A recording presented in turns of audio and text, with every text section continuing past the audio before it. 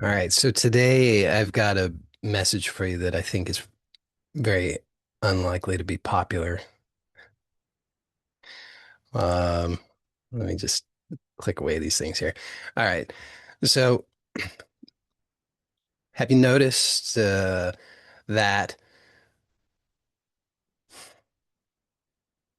even though you're probably trying hard, if you really tell the truth, I mean, you're trying pretty hard. I think everybody tries pretty hard. Even the people who might say, "Oh, I'm not trying that hard." You're trying pretty hard because you can't stop. You can't stop. At least in the background, you're always stressed, worried about something or other. Worried about money, worried about relationships, worried about your health, worried about the state of the world, worried about your future, worried about your past, worried about the things that you're going to do, worried about the things that you have done, worried about the things you haven't done, worried about the things that you should be doing according to you. You know, constantly just churning, always going. It's a lot of hard work. And what do you get for all of your hard work? It's not particularly good news.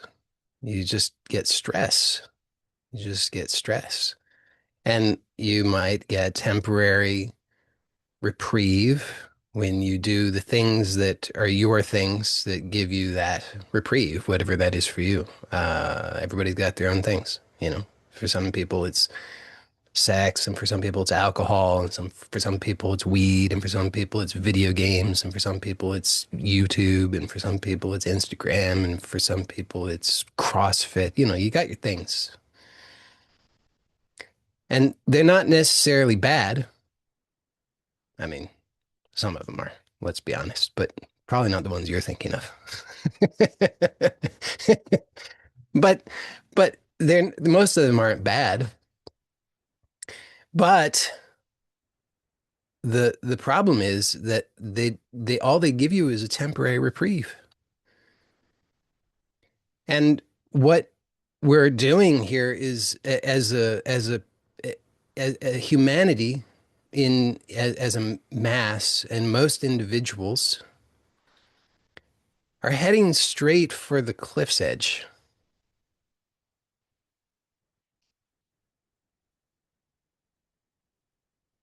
But you have just enough distraction, just enough reprieve to make it almost tolerable so that you just keep going. And what I want to share with you is that there is another way. You don't have to live that way. It's not necessary, but it's going to take some work on your part.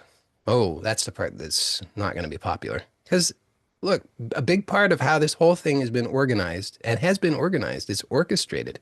There's a lot that has gone into how this whole thing works. There's a lot of people working really hard to figure out the proper messaging, the proper algorithms, the proper everything in order to keep the masses in ignorance, suffering, but accepting it.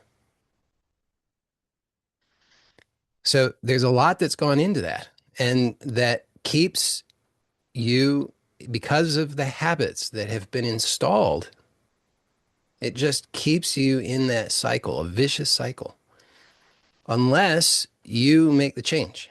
And if you're not willing to make the change, if you say, "Oh, it shouldn't require anything of me. I shouldn't have to do anything." I heard on, some YouTube video from somebody who seems very, trustworthy. They say that I should just be able to jump timelines. I should be able to just do this thing or that thing.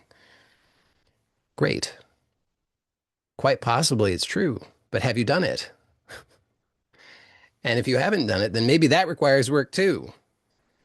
So there doesn't seem to be a way out of this unless you're willing to do some work. And right there, I've lost 99% of people because most people don't want to hear that. Most people want to hear it's all easy street. But that's just part of the same thing, the same nonsense that keeps the vicious cycle going, keeps you complacent, keeps you willing to suffer in ignorance another day. So I've had enough of that. I've had enough of that. I don't want to be uh, part of that. I don't want to be, uh, I don't personally want to be a part of that. I don't want to be a part of misleading people. I want to be as honest as I can, and I can only speak from my own experience. So, uh,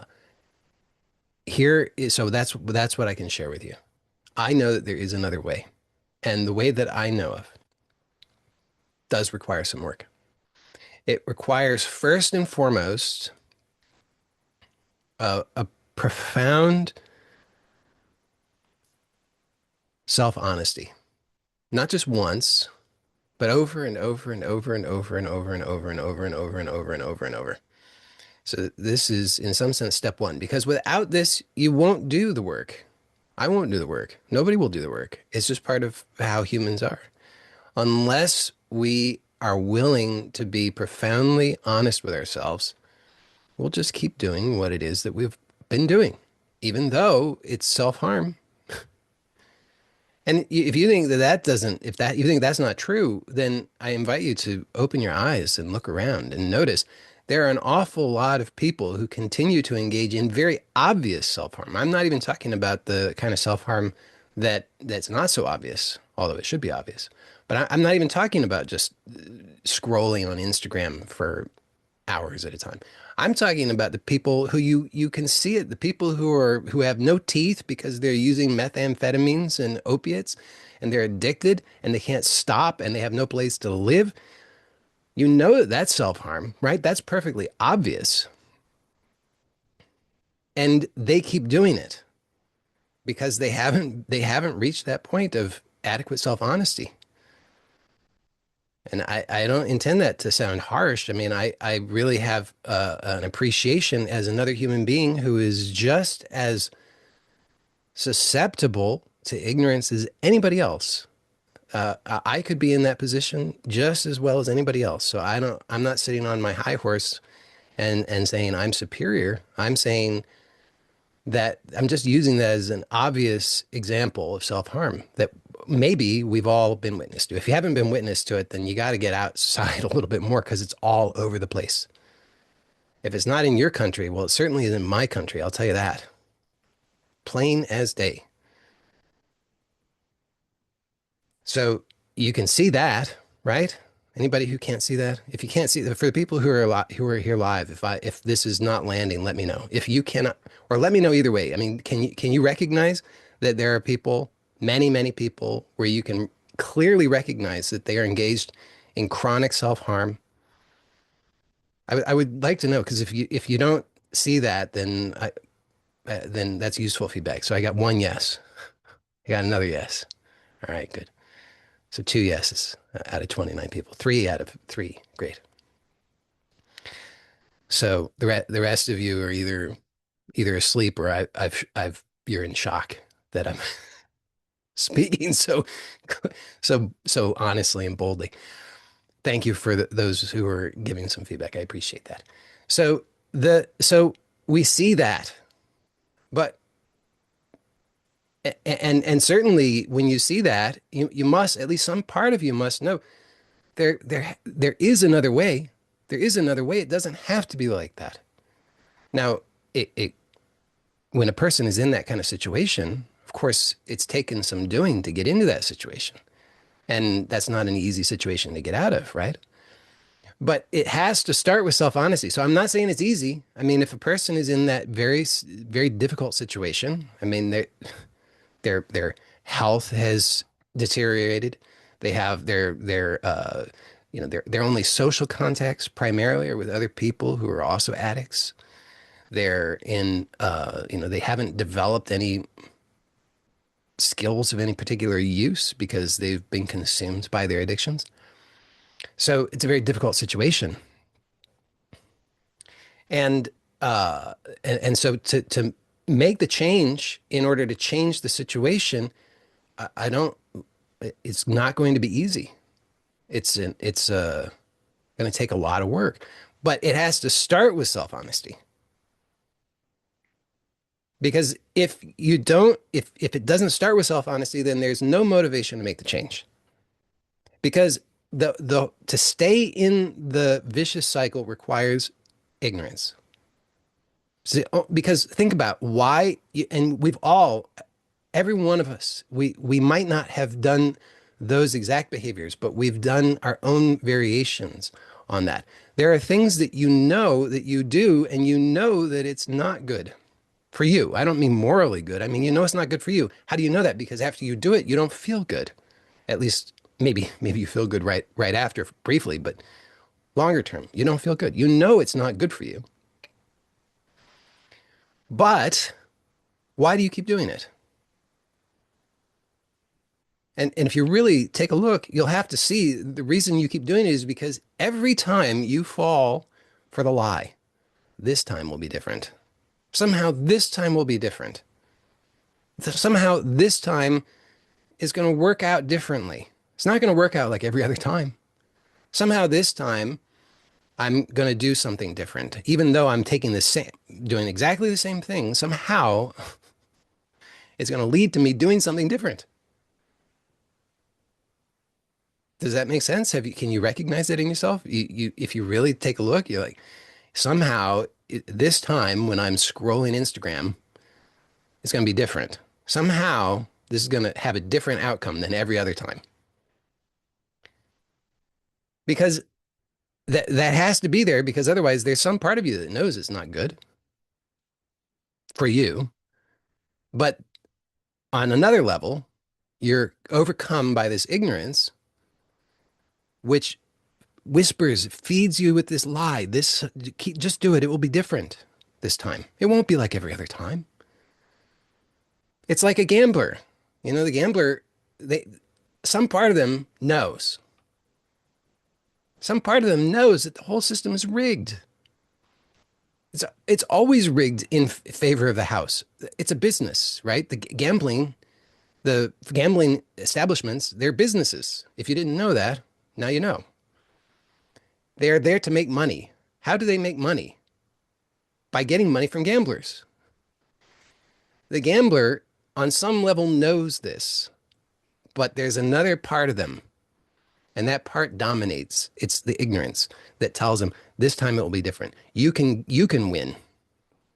You won't win. Even if you win this time, you lose overall because you're kept in that vicious cycle that is rigged and you are guaranteed to lose. So the so I am inviting us all to have an unprecedented level of self-honesty if you want change. If you don't want change, then at least have some self-honesty about that. Why don't bother? Don't bother lying to yourself that you want change if you're not willing to have the deeper level of self-honesty that's required in order to actually produce that change. And the level of self-honesty that I'm talking about is to acknowledge and admit to the pain. So you can just take an inventory of your life, and I don't necessarily mean your whole history, your biography, although that might be useful too, but I mean just today. And just acknowledge the pain. When did it start? How long after you woke up did you first recognize the pain? And then what did you do compulsively to try to somehow escape from the pain? And was it new? It wasn't new, was it? You've done it so many times before. Same old, same old. Same thoughts, same fantasies. It might be variations, but it's fundamentally the same. And this is such a rare thing. I'm telling you, almost nobody does this. And so few are even willing to do it. But if you want change, it's required. I don't see any other way around it. By the way, I talked about all the people who have worked so hard in order to produce this system. the rigged system. Now they're victims of the system as well. I mean, they just happen to be complicit. Well, I mean, I guess we're all complicit at some level. But so what I'm sharing with you here, actually, it's like there are people who have recognized what it is I'm telling you about the importance of recognizing the pain in order to produce change. However, they've used this in service of keeping the rigged system in place. This is called marketing. It's basic marketing. Step number one, you got to identify the pain and you got to really rub salt in the wound because that's the only reason why somebody's going to actually start to take action. Oh, you can entice them with a carrot, right? You can say, "Oh, your life is going to be so nice on the other side. You know, you'll have six pack abs and you'll have the yacht and you'll have the second home and it's going to be so nice." That doesn't work on its own. The only reason somebody's actually going to be willing to get up off their ass and take some action is when they're feeling the pain. It's marketing 101. So what I'm telling you, it works. You have abundant proof that it works. Unfortunately, most of that is in service of the rigged system, which just keeps you stuck. But I'm offering you a perspective where you can actually use this to your own benefit instead of somebody else using it against you effectively. Instead of somebody using it to keep you hypnotized, you can use it to dehypnotize yourself. You can actually wake up from the trance. Maybe not forever. Maybe not, continuously, but at least for a moment, and then maybe for another moment, and then for another moment. And that's what I'm inviting you to. That's what the self-honesty does. It wakes you up. So, look, I said it from the beginning. I admitted this is not going to be popular. But for anybody who is, for anybody who's has any sense of a wakefulness whatsoever, then you must recognize what it is that I'm pointing to. You must recognize how you've been in marching in lockstep toward the edge of a cliff, day after day after day, each day hoping somehow that things will work out differently. And you watch the YouTube videos and you go to the webinars and you scroll through Instagram and you get all these, you get all of this, these temporary little boosts of so-called inspiration, but it's only just that little reprieve. That's all that it's offering you. It's just enough that you don't just call it quits. You just keep on taking another step and another step closer and closer to the edge of the cliff. And what I'm proposing to you, there is another way. There really is another way. But it is a way that is so different than the way that has been normalized. And because it's so different, first of all, it's invisible to most people. And to those few who catch a glimpse of it, it seems repulsive. It seems terrifying because it requires, like I said, step one, self-honesty. And it requires also something even more terrible, even far more terrible than self-honesty. It requires that you develop an entirely different relationship with yourself and with life, particularly with discomfort. Because the whole thing is all the whole system that keeps you in ignorance is all designed to persuade you and entice you, always distracting you away from the discomfort. It will poke at it for a moment, but then it will say, "Oh, and you don't have to feel so uncomfortable. Here, just come buy this product. Here, just come use this service. Here, just come to my master class. Just come to my thing. Do this thing." and you'll be so much better, all without you actually having to change. Done for you. It's a lie. It's not done for you. There's nothing done for you. But you'll you like me, like all of us, we are easily seduced. So I'm again, I'm not talking to you from an ivory tower. I'm right here with you. I am easily seduced, just like everybody else. That's why I know about these things. That's why I know about the dangers of it. Because it robs you of your soul. I mean, have you noticed that you wake up and you long for life, but you don't know where it is? That's what's been going on. Your life has been it's being harvested from you. Your life. Your life is being harvested by ignorance. Doesn't help you. You're just marching in lockstep toward the edge of the cliff along with everybody else, hoping, keeping your fingers crossed. This today will be different.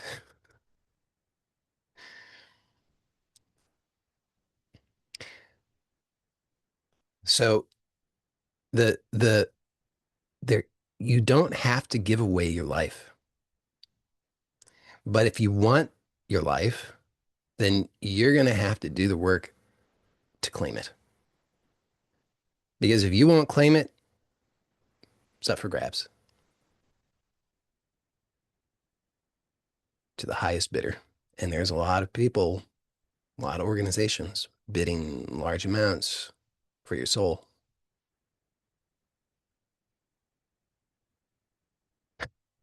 This is just the truth.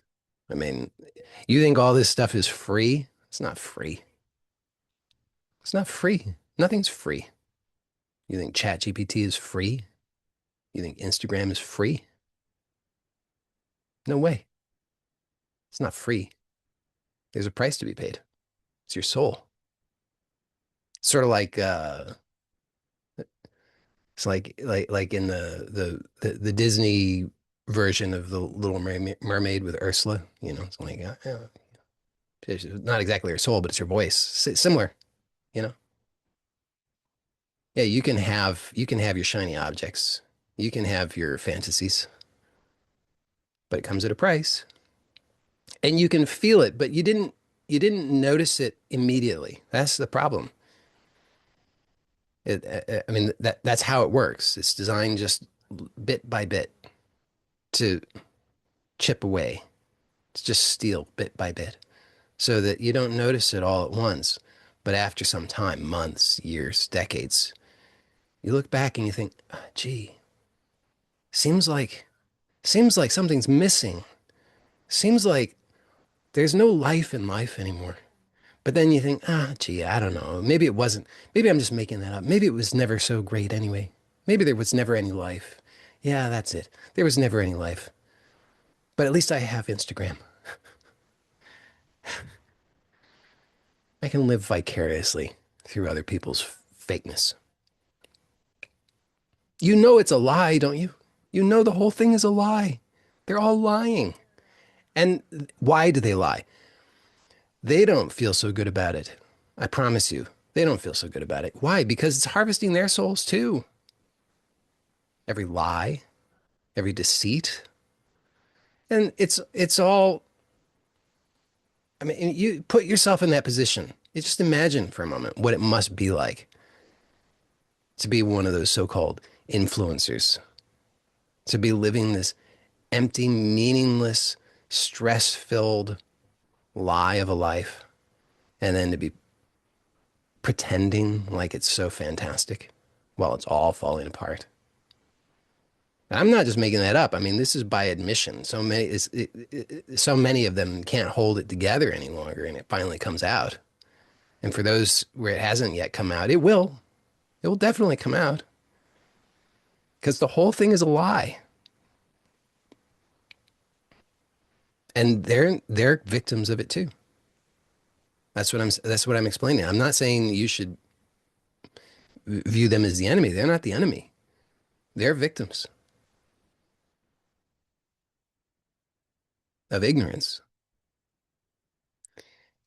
And the whole thing just keeps going because why?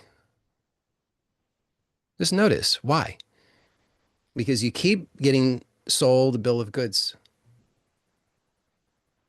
They've never made good on the promises, have they? Have they ever made good on the promises? So how, I mean, some of you are young enough that you haven't been through enough iterations, although the iterations are happening really fast these days. But for anybody who's my age or older, at least, you know, you've seen enough of this. It's never come true. They just keep, it's the same old stuff. It's the same old stuff. I mean, it was going on when I was a kid with all the infomercials promising you that you're going to have this amazing life if you get the rotisserie grill. You feel so, you're like, oh yeah, man, it's going to be amazing. My life's just going to be so fantastic when I get the rotisserie grill. It's true, isn't it? I mean, if you've ever watched those infomercials, you're like, wow, I gotta have it. My life's gonna be amazing. I don't know how I was living my life without that thing.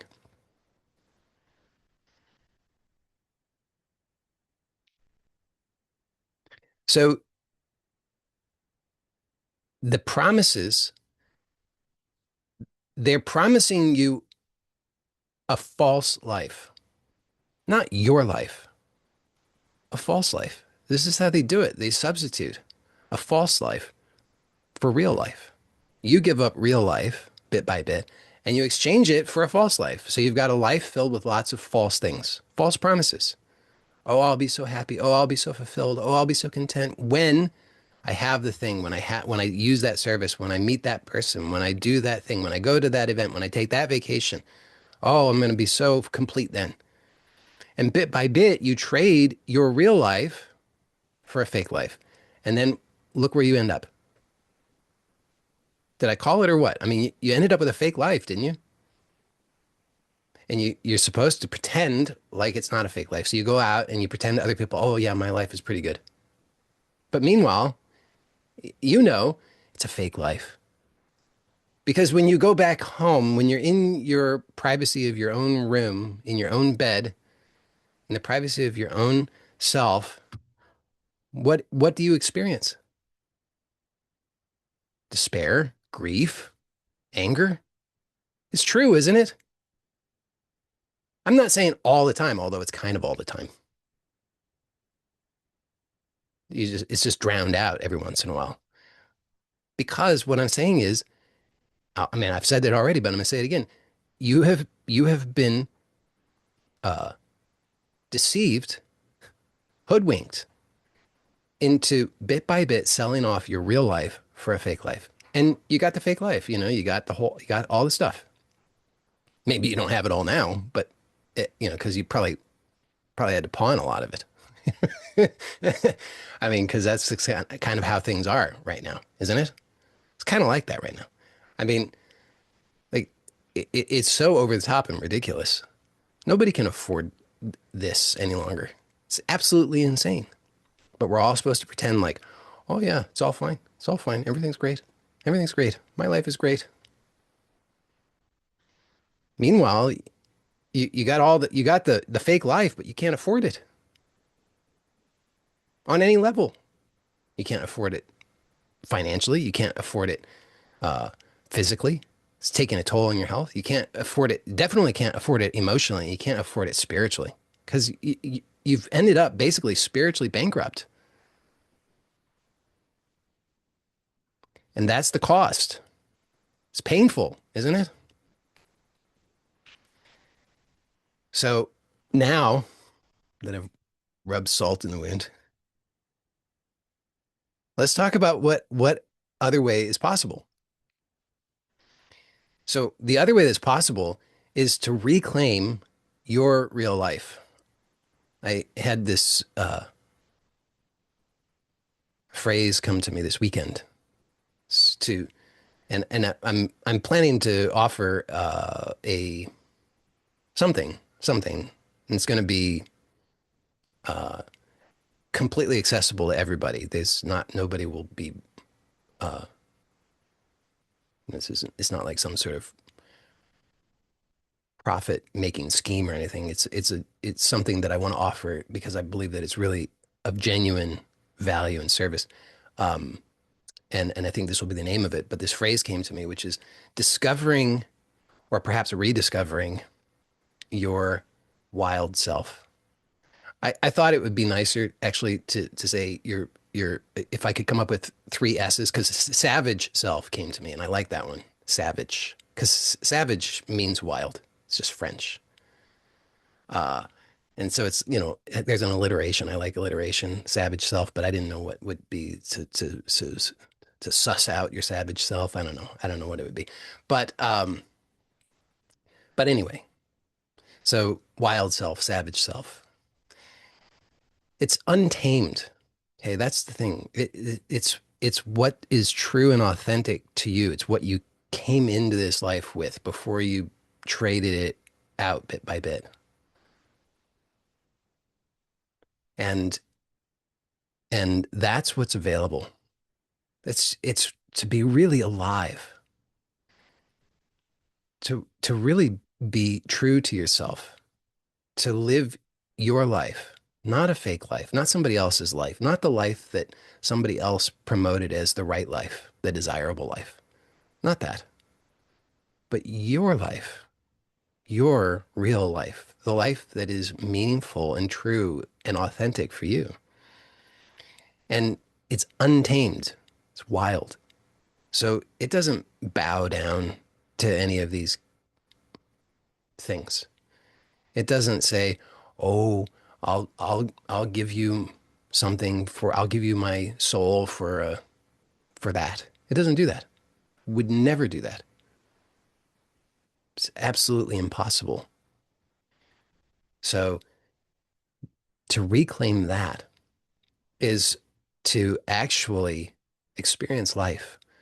I've talked about this before. I've a number of times this difference between survival and living. And the fake life is survival. You eke through to the next day, to the next week, to the next month, maybe, fingers crossed. But for what? So that you can just keep doing it. That's all that's offered there, really. You just that's the prize. If you get through to the next week, then you get to do it again. That's the prize. And your authentic wild self is to really be alive, alive in ways that you maybe hopefully can recall at times in your life. And maybe if you're really uh, fortunate, if you haven't totally gone bankrupt, then you still have moments of that now.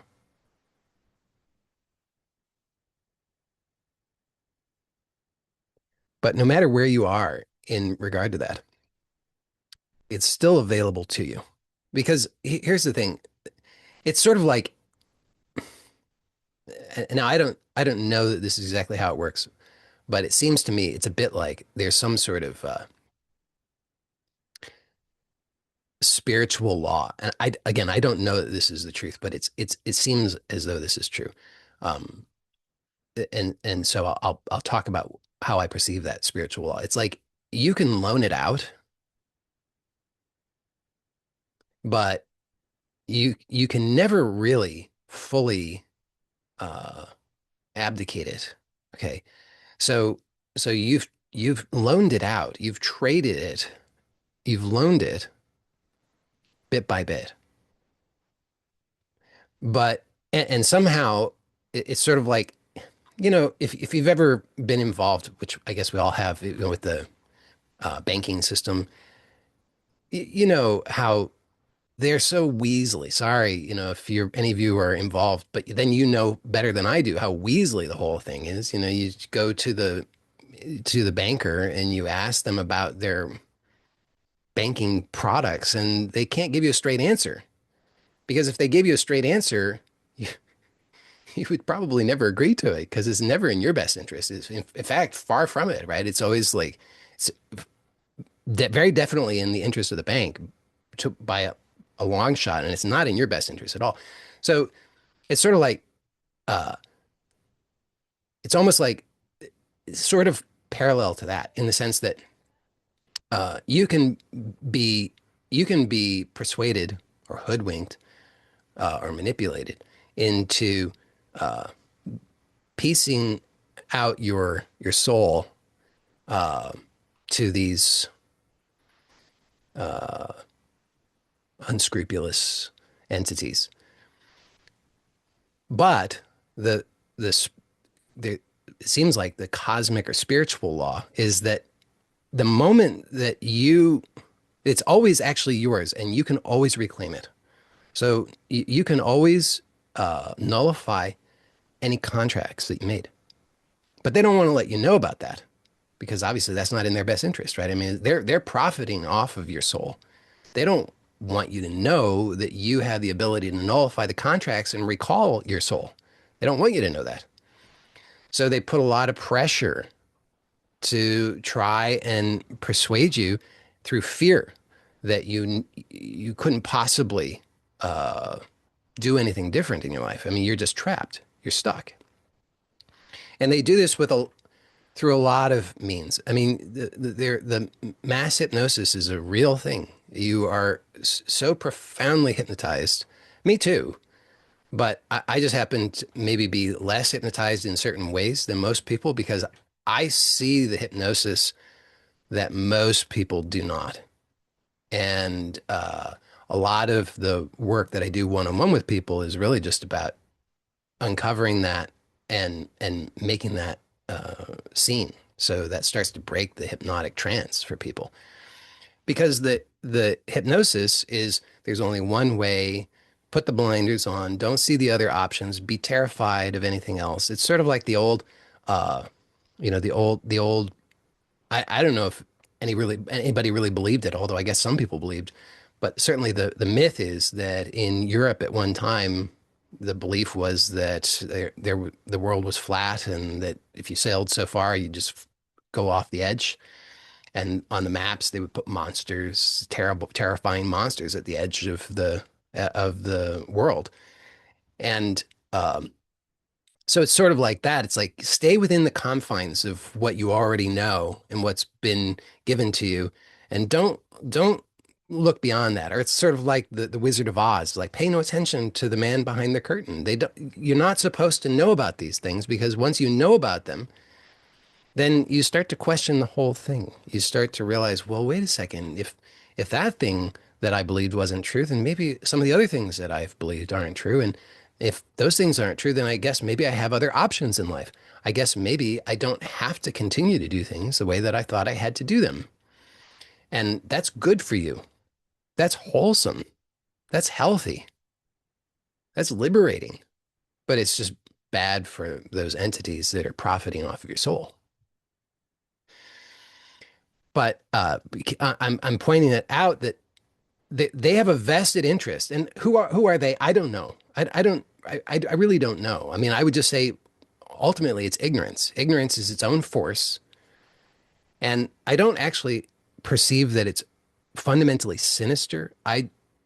It's easy to see it that way, but I don't think it's actually sinister. I don't think that there is anything in reality other than one consciousness, which I believe is love.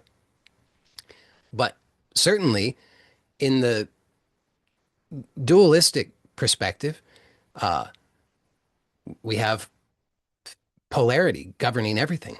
And so I guess in order for there to be something wholesome, there has to be something sinister. And the something sinister uh, allows you to be able to recognize what's wholesome and ultimately to then be able to transcend that polarity altogether. So I don't really ultimately believe it's sinister, but I do think that from a certain perspective, it's useful to point it out in that way because again, it can help to make you aware of the pain that you're experiencing and how you've been manipulated or persuaded or deceived into maintaining that vicious cycle of self-harm and pain through fear. So just see that entity or entities, which I'll just call ignorance, uh, actually is working to keep that ignorance going. It wants you to remain hypnotized, and it uses fear and greed as well. Fear and greed, they go hand in hand in order to keep the blinders on so that you don't recognize what you're doing to yourself and you don't recognize what other options are available to you. And it will continue to do that. It will say, oh, don't, anytime you start to step outside of the lines, and it says, oh, no, no, no, don't do that. It's very dangerous. Don't you know all the terrible things that might happen to you? And if you don't get back in line, then it starts to bare its teeth. And it says, now I told you to get back in line. And if you don't get back in line, I'm going to bite you or I'll do worse things to you. So it's useful, I think, to anticipate that you may well encounter some fear along the way, perhaps even significant fear. In fact, I would say it's inevitable that you will encounter significant fear. In fact, uh, primal fear at some point. Again, this is why I said most people are not interested.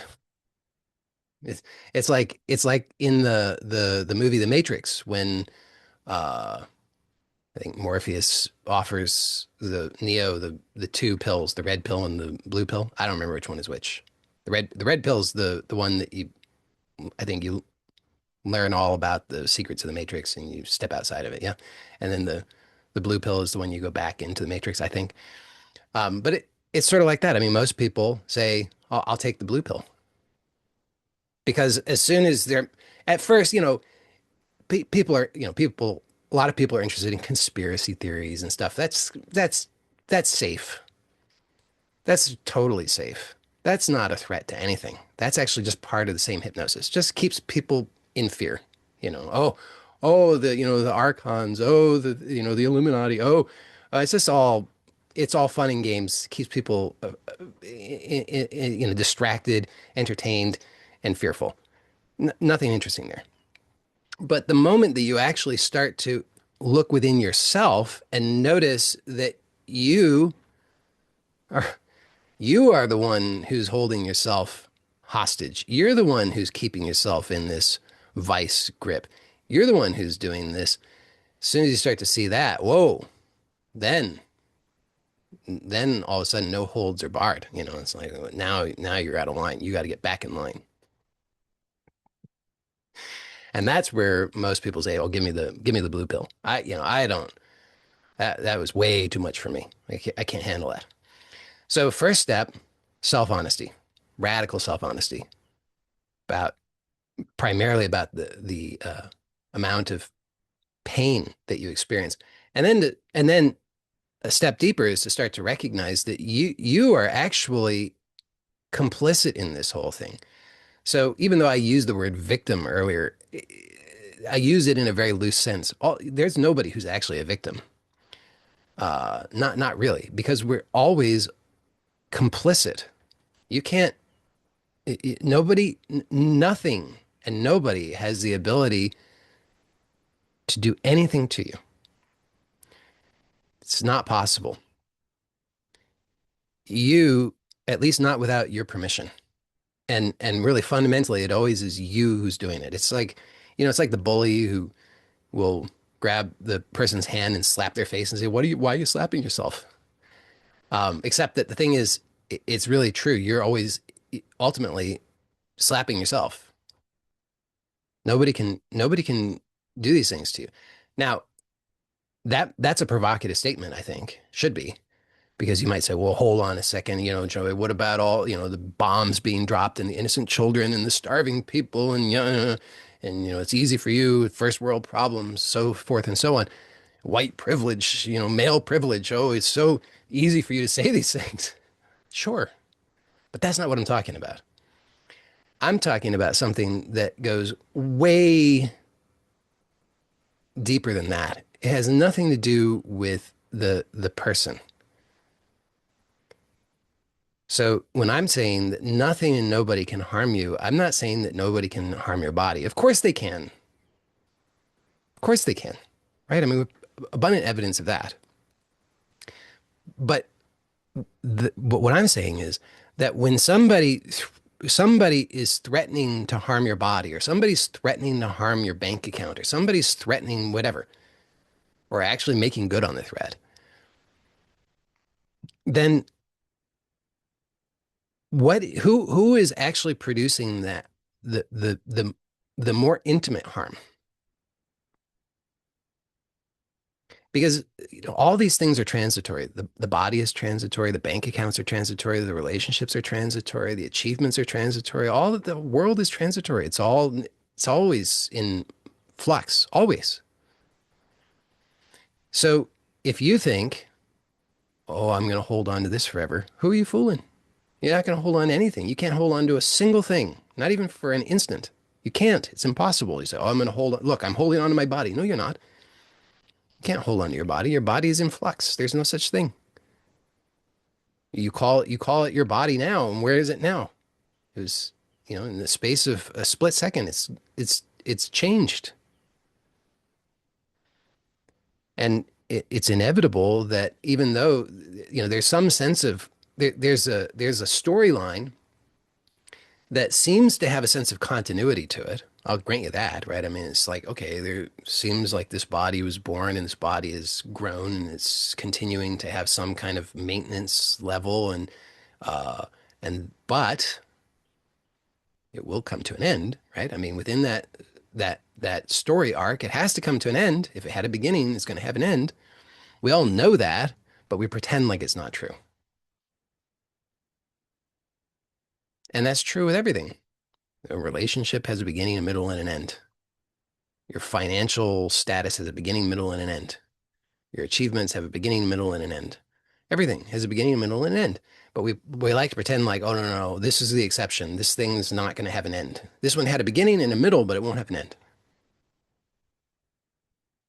Good luck with that. So but I'm not talking about the things that have a beginning and a middle and an end. I'm talking about what doesn't have a beginning, a middle, or an end. I'm talking about what is right now. And this is indestructible because it was never created. You were never created. So you start thinking, well, what are you talking about? Of course I was created. I'm not talking about that. So no, so just go before anything that you could think about.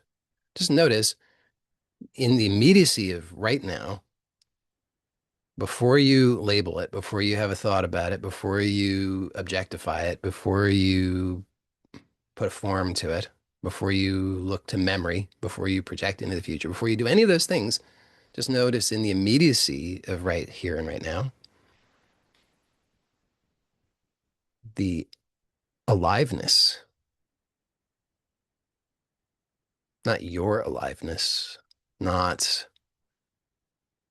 aliveness that could be possessed, not aliveness that somebody can observe, not some independent uh, thing that can be put over there, but the immediate, intimate aliveness.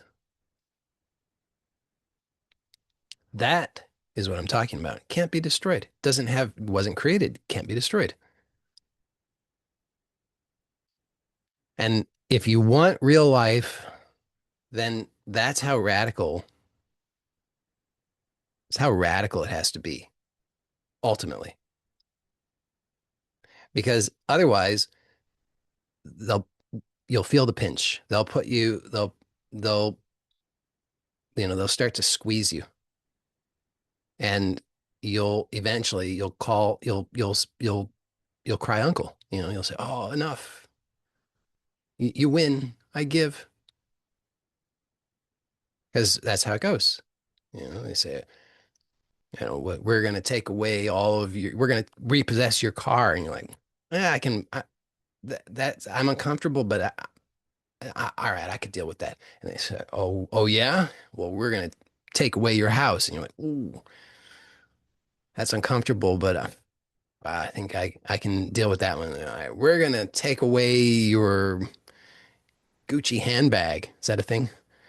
You're like, no, anything other than that. You can't take my Gucci handbag. But when it comes, there's a certain point, we're going to take something from you. And for most of us, if we can get to the point of being willing to let go of everything else, then it comes down to the body, or maybe something subtler than that. Maybe something subtler than the physical body, but still something that we've identified with, and they start to pinch you and say, "We're going to take it from you. We're going to take it," and you start to get really uncomfortable. I mean, if you thought you were uncomfortable before, this is when the level of discomfort is so profound, you say, "No, I'll give anything, whatever you want." And they say, "Fine, we'll make a deal with you. Just give us your soul." You say, "All right, deal done." So that's, I did say most people are not going to be able to hang with this because it's extremely radical. Uh, but just notice what else what else can give you real satisfaction other than your soul? What else could do it? It's such a classic thing, you're gonna make the deal at the crossroads with the devil at midnight. You're gonna get the worldly success, but the price is your soul. Such a classic story. Why? Because that's what we do. Except for now, it's not, you don't have to go to the crossroads, and it's not just at midnight, it's in broad daylight, you know, while you're sitting on the toilet looking at your phone. Because it's come to that level of intimacy. It's like they bring the devil with them onto the toilet, because that's how much it's gotten its claws and hooks into you. It's like, I feel too uncomfortable unless I have the the the momentary reprieve of the promise of the shiny thing, of the living vicariously, of whatever. So it's step one, self-honesty. And that's not easy, and you got to just follow the yellow brick road with that one. You just got to continue to be honest. It's not like, okay, you're going to do step one and then what's next? It's like, no, step one, you got to keep doing it. You just got to keep being honest, because in every moment, there's the ignorance ready to make the deal with you at any instant. It's ready to make the deal with you.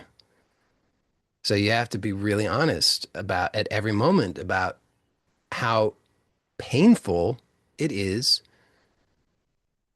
to lie to yourself, to harm yourself, to sell yourself. And then we add to that the willingness to begin to have a radically different relationship with yourself in life, which includes uh, a totally different relationship with discomfort. Because before, discomfort was to be avoided at any cost, no matter what. But look at where it got you. It's it's an easy mistake to make, because and again, I make the same mistake. I'm not speaking to you from ivory tower. I do the same things. I also have the compulsion to avoid discomfort. So it's built into the human.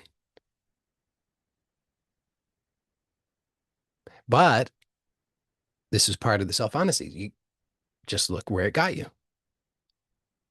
See, it was such an innocent mistake. It seems logical. I feel uncomfortable. Here's the promise. This is going to help me to avoid the discomfort.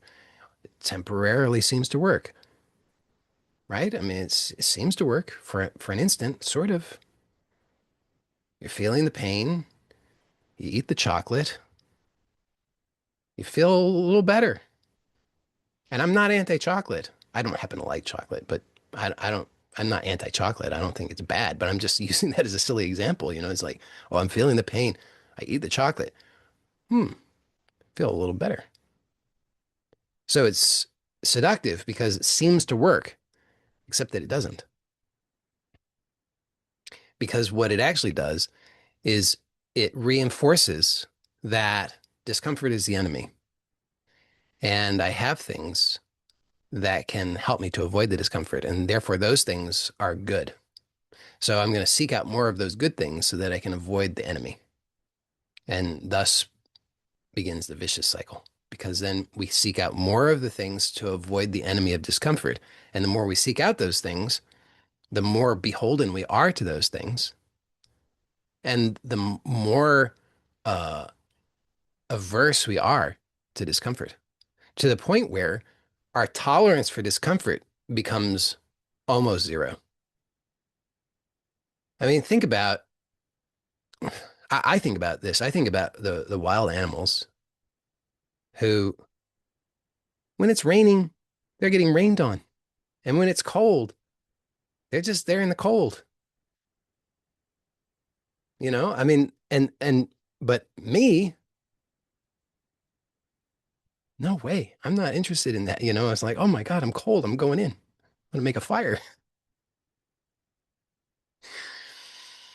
But I'm not anti, warmth. I'm not saying that that's bad, but what I'm pointing out is that the it's all relative. The amount we condition ourselves so that we believe that we cannot tolerate discomfort. We believe that that discomfort is absolutely unbearable, but it's not. It's just that we've conditioned ourselves that way. And the more that we do that, it starts out, it's like, oh, it's so, oh, it's really cold. It's like, let's say it's like well below freezing. It's really cold. And you don't even have any clothes on. You're like, wow, it's really, really, really cold. And you get some warmth and you're like, wow, that's so much better. Wow. Innocent and not bad. I'm not saying it's bad, but I'm just pointing out then slippery slope. Because then now you start wearing some clothes and you're outside and it's not even below freezing, it's just at freezing. You're like, whoa, it's really cold. It's so cold. So you gotta get to more warmth. And then you're like me the other day, yesterday, I'm going for a walk. I don't even know how warm it was. It's definitely well above freezing. I'm like, oh my goodness, it's so cold. I got to cut this walk short. I just got to get back inside. It's cold.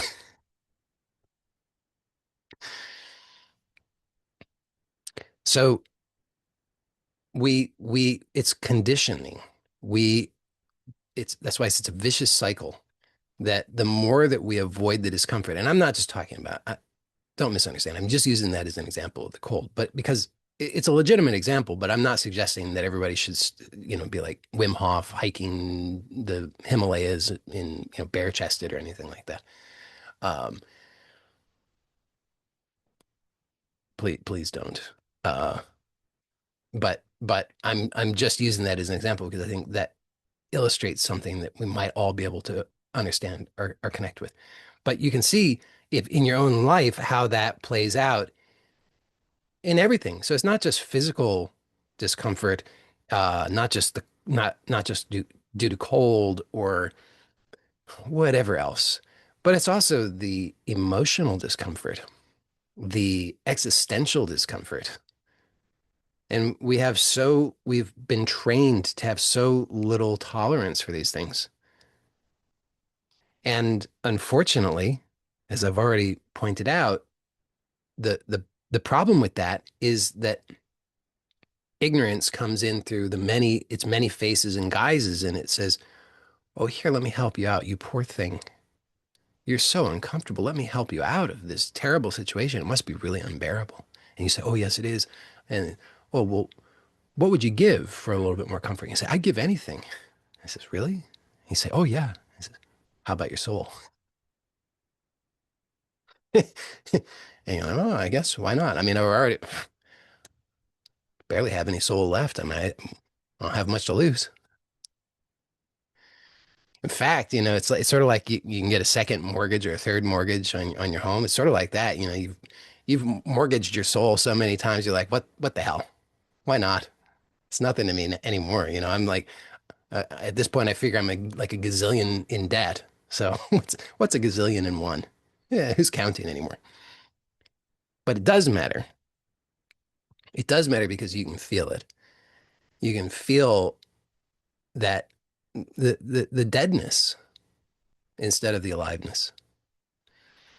And the aliveness, paradoxical as it may be, comes through this reorientation of a willingness to actually be with what we consider to be discomfort. Because here's the secret, or a secret, is that the discomfort is not actually what you think it is. I mean, we think that it's the enemy. We think it's unbearable. We think it's some awful thing. And again, I'm right there with you in many respects. It's just like because I have my things, you pinch me in. Like I said, even yesterday, I go for a walk. I'm cold. I'm like, screw this. I'm cutting it short. I'm going back in. I do this, but I also have begun uh, a different relationship with discomfort that has revealed to me that even though I may still at times, and a lot of the time, still uh, cave in, let's say, to the deception. I know because I have enough repetitions of uh, establishing a different or practicing a different relationship with discomfort. I know that it is not what I had believed it to be. It's not what I believe it to be, even when I believe it still. In fact, I don't believe it. I know that it's not it what I imagine it to be. I know it's not because what I have discovered is that every time what's revealed through what I consider to be discomfort is my own soul. It's a revelation of my own soul. It's a revelation of aliveness. There's a fire. It's a fire of life. And the fire burns. And that can, from a certain point of view, can seem uncomfortable. No doubt about it. But it's always from it, I guess the thing is like the if you're separate from it, the closer you get, the more uncomfortable it gets, right? If imagine if you've presumably everybody's had the experience of interacting with fire and you get closer to the fire and the closer you get, it gets warmer and warmer and warmer until it starts to get hot and then it starts to burn. So it gets uncomfortable. So it's as long as you're separate, it's uncomfortable. But the instant that you're not separate, where's the discomfort? It's a revelation of your own self. It's a revelation of your own life force. It's a revelation of your own soul. That's what it is. But most of us, we're not willing to go there because we're still holding on to the false life. It's only the false life that's burned away. And in the revelation of that is the what's always been, which is you as aliveness, as your own soul. So now people are going to wonder, well, how do you do that? How does one do all of that? I mean, I should say people. I mean, probably one person, if any, out of 35 people here live, maybe one will actually be interested. Maybe two will be like, oh, I'm curious. Tell me more. How do I do that? And maybe one will actually follow through on it. That's my prediction. And that one will probably give up after a day or two. But uh, so you want to know how, the few of you who want to know how, you want to know how. Well, I think so. This is where I said at the beginning, I don't want to be part of a deception. So I don't want to mislead you into thinking that this is something that you're going to do it once and then you get the result and then you're going to move on with your life. It doesn't work that way. Yeah, I mean, hopefully that's maybe already kind of clear from what I just described, because the life that you've believed is your life isn't even your life. It's a fake life. It's a life that's been sold to you. It's not fulfilling to you. It's really not. The anything that you have fear of losing, that's not you. It's not true. And so uh this is not something where you're gonna do the thing, you're gonna get the result, and then you're gonna keep your old fake life and you're gonna be happily ever after. It's actually a revelation of your true life, which you didn't actually recognize as your true life before. In fact, as I've already kind of pointed out, you viewed it, you thought it was the enemy because it showed up as what you perceived as discomfort, because it seemed to threaten your so-called safety of, fitting in, getting approval, not rocking the boat, or whatever identity you've taken on. I mean, sometimes people take on an identity of the rebel. I don't fit in. I rock the boat all the time. I'm the rebel. Yeah, but that's just the inverse of being of fitting in. And so that's just another identity that's also easily threatened. And so the true life is a life that cannot be threatened. That's what I said from the beginning, right? It cannot be threatened. Anything else can be taken away, but not this. This is what remains when everything is taken away. And so you the other thing here is that you don't even get to have this. You don't even get to have it, because the you who you think you are is the fake life. It's the life that requires all the effort, all the strain, all of the anxiety, all of the stress. Well, how am I going to keep it all together? How am I going to get the things that I think I need? That's the fake life. So much effort for so little output. It's a bad deal. But that we're so afraid to lose it. Oh, I can't lose this. It's so precious. I need my suffering. Who would I be if I didn't wake up in depression and anxiety? Who would I be with all of my angst? So, we're terrified to lose it, but uh, instead, you can, step one, practice radical self-honesty. Just telling the truth about how painful your fake life is. And and when I say your fake life, I don't mean that you have to abandon all of your personality and your passions and hobbies and interests and your relationships and any of that. That would also just be uh a misunderstanding, unnecessary, and ultimately just a dead end. So that would be part of that like rebellion. Oh, if I was doing it this way, I'm gonna do the opposite. I'm gonna give everything up. I'm gonna, renounce the world. I'm gonna grow dreadlocks and just wear a loincloth. And yeah, it, it's not gonna. The chances of that working are pretty slim.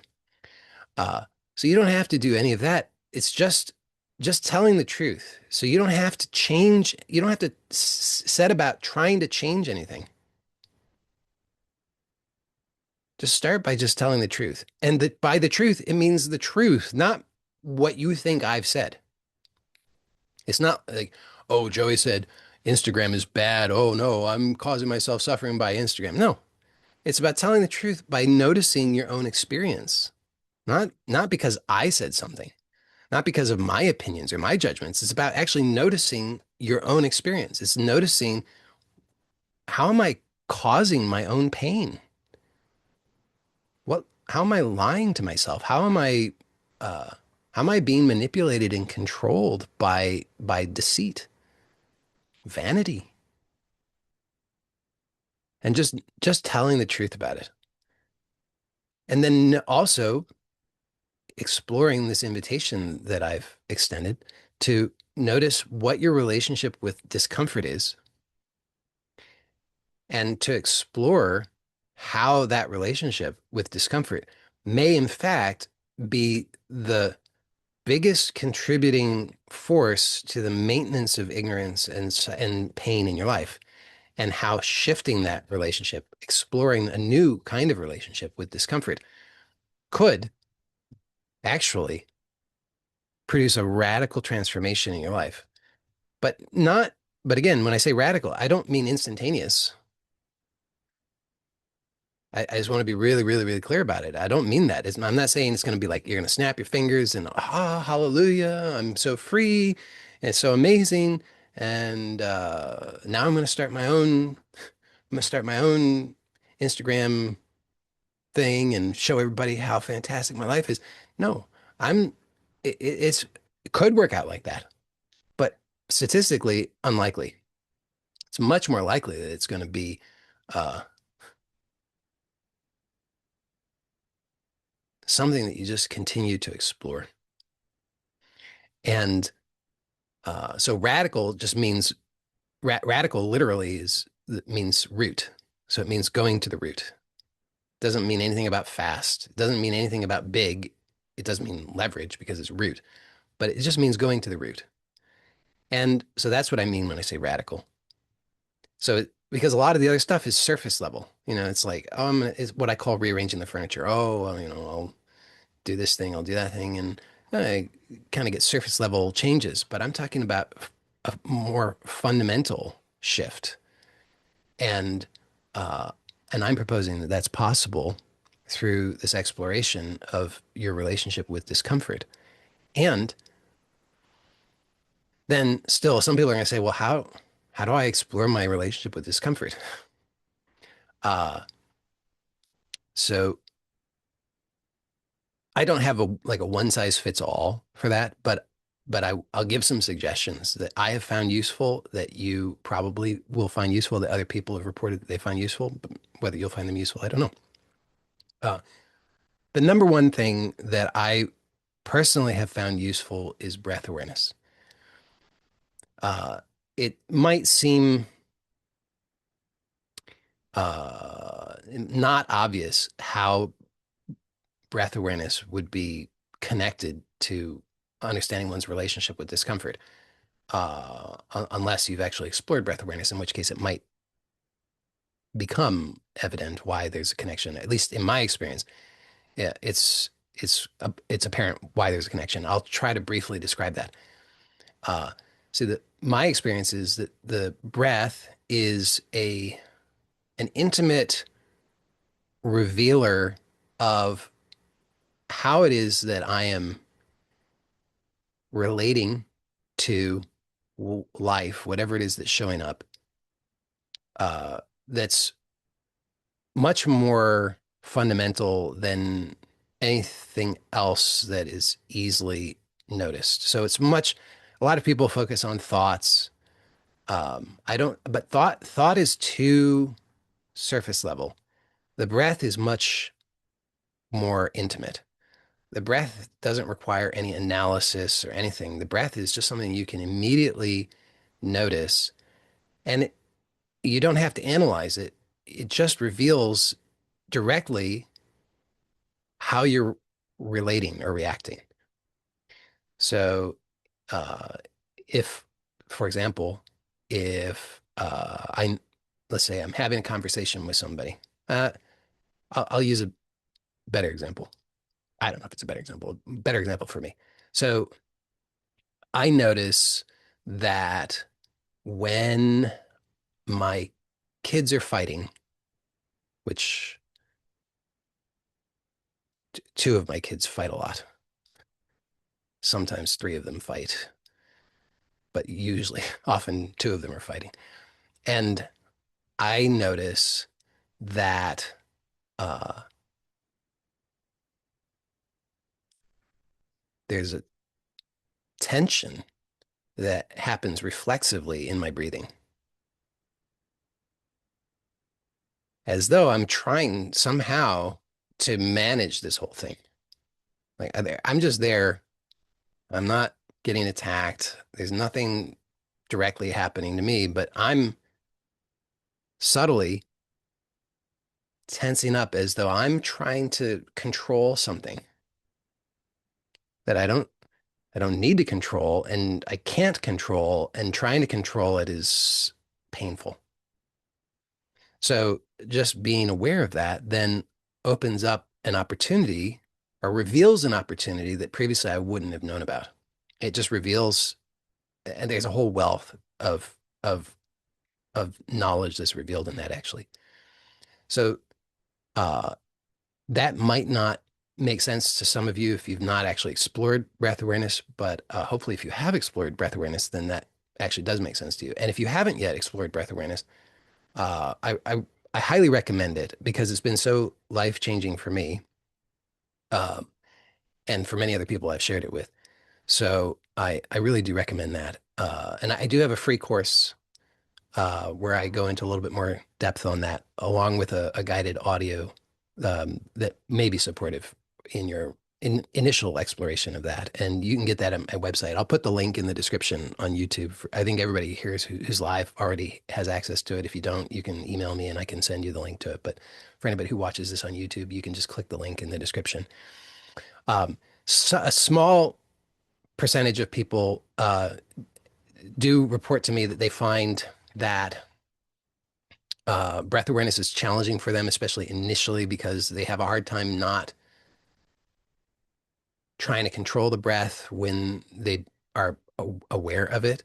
I don't actually think that's a problem, but if that seems like a problem to you and therefore is an obstacle for you, then um, I can suggest that the active relaxation method, which I have shared about on YouTube, can be another useful tool. I think personally, I think breath awareness is, I have a preference. I have a bias. I like breath awareness a little bit better, um, but the active relaxation method is also a very useful process for that. And I have a video on YouTube. I think it's called Do Less, Manifest More. I think that's what it's called. If it's not called exactly that, it's something very similar to that, which you could probably find by searching on my channel using those words. And that's a longer video, like a lot of my videos, but somewhere in there, probably in the second half of it, I do give the instructions for that process and then a uh, guided practice of it. So you could also check that out. These are not, again, these are not quick fixes. It's not like you do it once and then hallelujah and everything is, the money starts falling from the sky and all that. Um, I mean, it could happen, but that's not really what I'm pointing to anyway. The the like because the thing is, if the money just started falling from the sky, it would be nice, like temporarily, and it could offer more comfort, which is not necessarily bad. I don't. I don't mean to propose that comfort is the enemy either. But the thing is, if you push the lever and you get the output that you think you want, unfortunately, what that typically does is it just reinforces the same vicious cycle of, oh, I if I just do this, then I get that. I guess I'll do this, and then I'll get that, and you just become the lever pusher, and you're not actually reclaiming your authentic soul power because you're again just caught up in trying to avoid the discomfort by pushing the lever. Oh, I'll just keep pushing the lever. Oh no, it's not working. What do I do now? And the next thing you know, you're looking on YouTube for, you know, how do I get the money when the lever's not working? And then you've joined another person, you've subscribed to 10 different channels and you're getting all the notifications and you got all the things coming in your inbox and you're going to this webinar and that webinar. And then you're like pulling out your credit cards. You're like, I got to do this. And you've just been sucked into the whole thing again. And so this is why I often say that the way to go fast is to go slow because the real transformation, at least in my experience, is more reliably available through slowing down and committing to self-awareness. Because without that, you can't know that what you're chasing after is actually for you. And the chances are it's not. I mean, it's like almost guaranteed that what you're chasing after in that case is not for you. In fact, it will be more of the same where you're selling your own soul to get a fake life because it just couldn't be otherwise because nobody else has access to to what's true for you. Only you do. You're the only one who has access to that. But when you don't slow down and you're not aware of yourself and you're not aware of the the subtle, relatively quiet uh, expression of your authentic wild self, this is going to be easily covered up by all the noise, all the loudness of all the shoulds and gottas and have tos and all the things. You just how it goes. Life just has its own momentum, and whatever your current position in life is, that's just going to by virtue of that momentum, it's just going to keep going, and you're going to get caught up in I got to do this, I got to do that, I got to do this, and it's by slowing down that you actually start to tune into that subtler, quieter, authentic expression of your soul.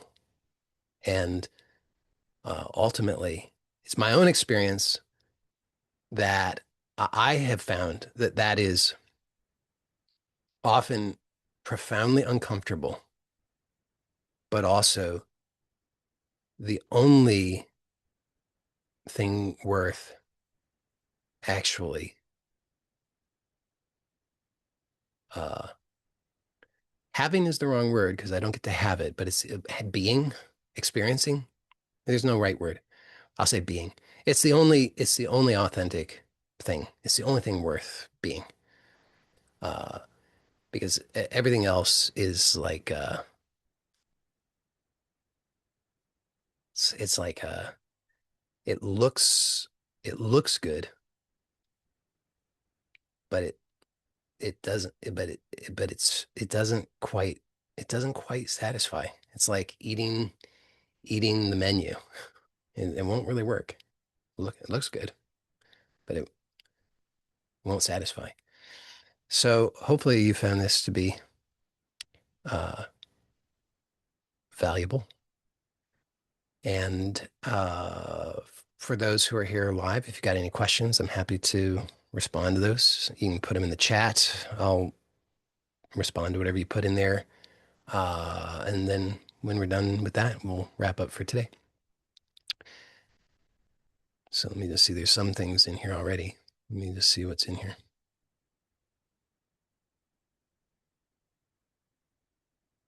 All right. Oh, you got some questions already from earlier on. So somebody's asking about an article that I published Thursday last week, and I had difficulty deciphering it. You said, I'm still choosing the fear and discomfort even now, though it is 12 years later. I still haven't found a way out, so I choose the way in. The void I wanted to fill for all those years has turned out to be unfillable. It takes everything. I let it have the fear and discomfort. Okay, so that's what I wrote. And then the person says, and I don't understand, how do you do this? Letting go, giving it up to God. Could you elaborate on this? Um, yeah. So I think what I talked about today is very much in line with that. And hopefully I clarified that a little bit more today. Um, but I'll see if I can give a more specific answer. So, so this is, and let me also just clarify that, this life is complicated. It's very complicated. So because if, because I'm obvious, well, I don't know about obvious. I'm obvious to me. I'm not a renunciate. I'm not living in a cave, although it might look like it to you, but it's not a cave. I promise. Um, and I have a family, and it's important to me at this phase of my life uh, to uh, support and care for my family. Um, and so I'm not, it's like I like all the rest of us kind of have one foot in each of these worlds, as it were. On the one hand, uh, there are certain things that uh, like I got bills to pay and taxes and all these things, and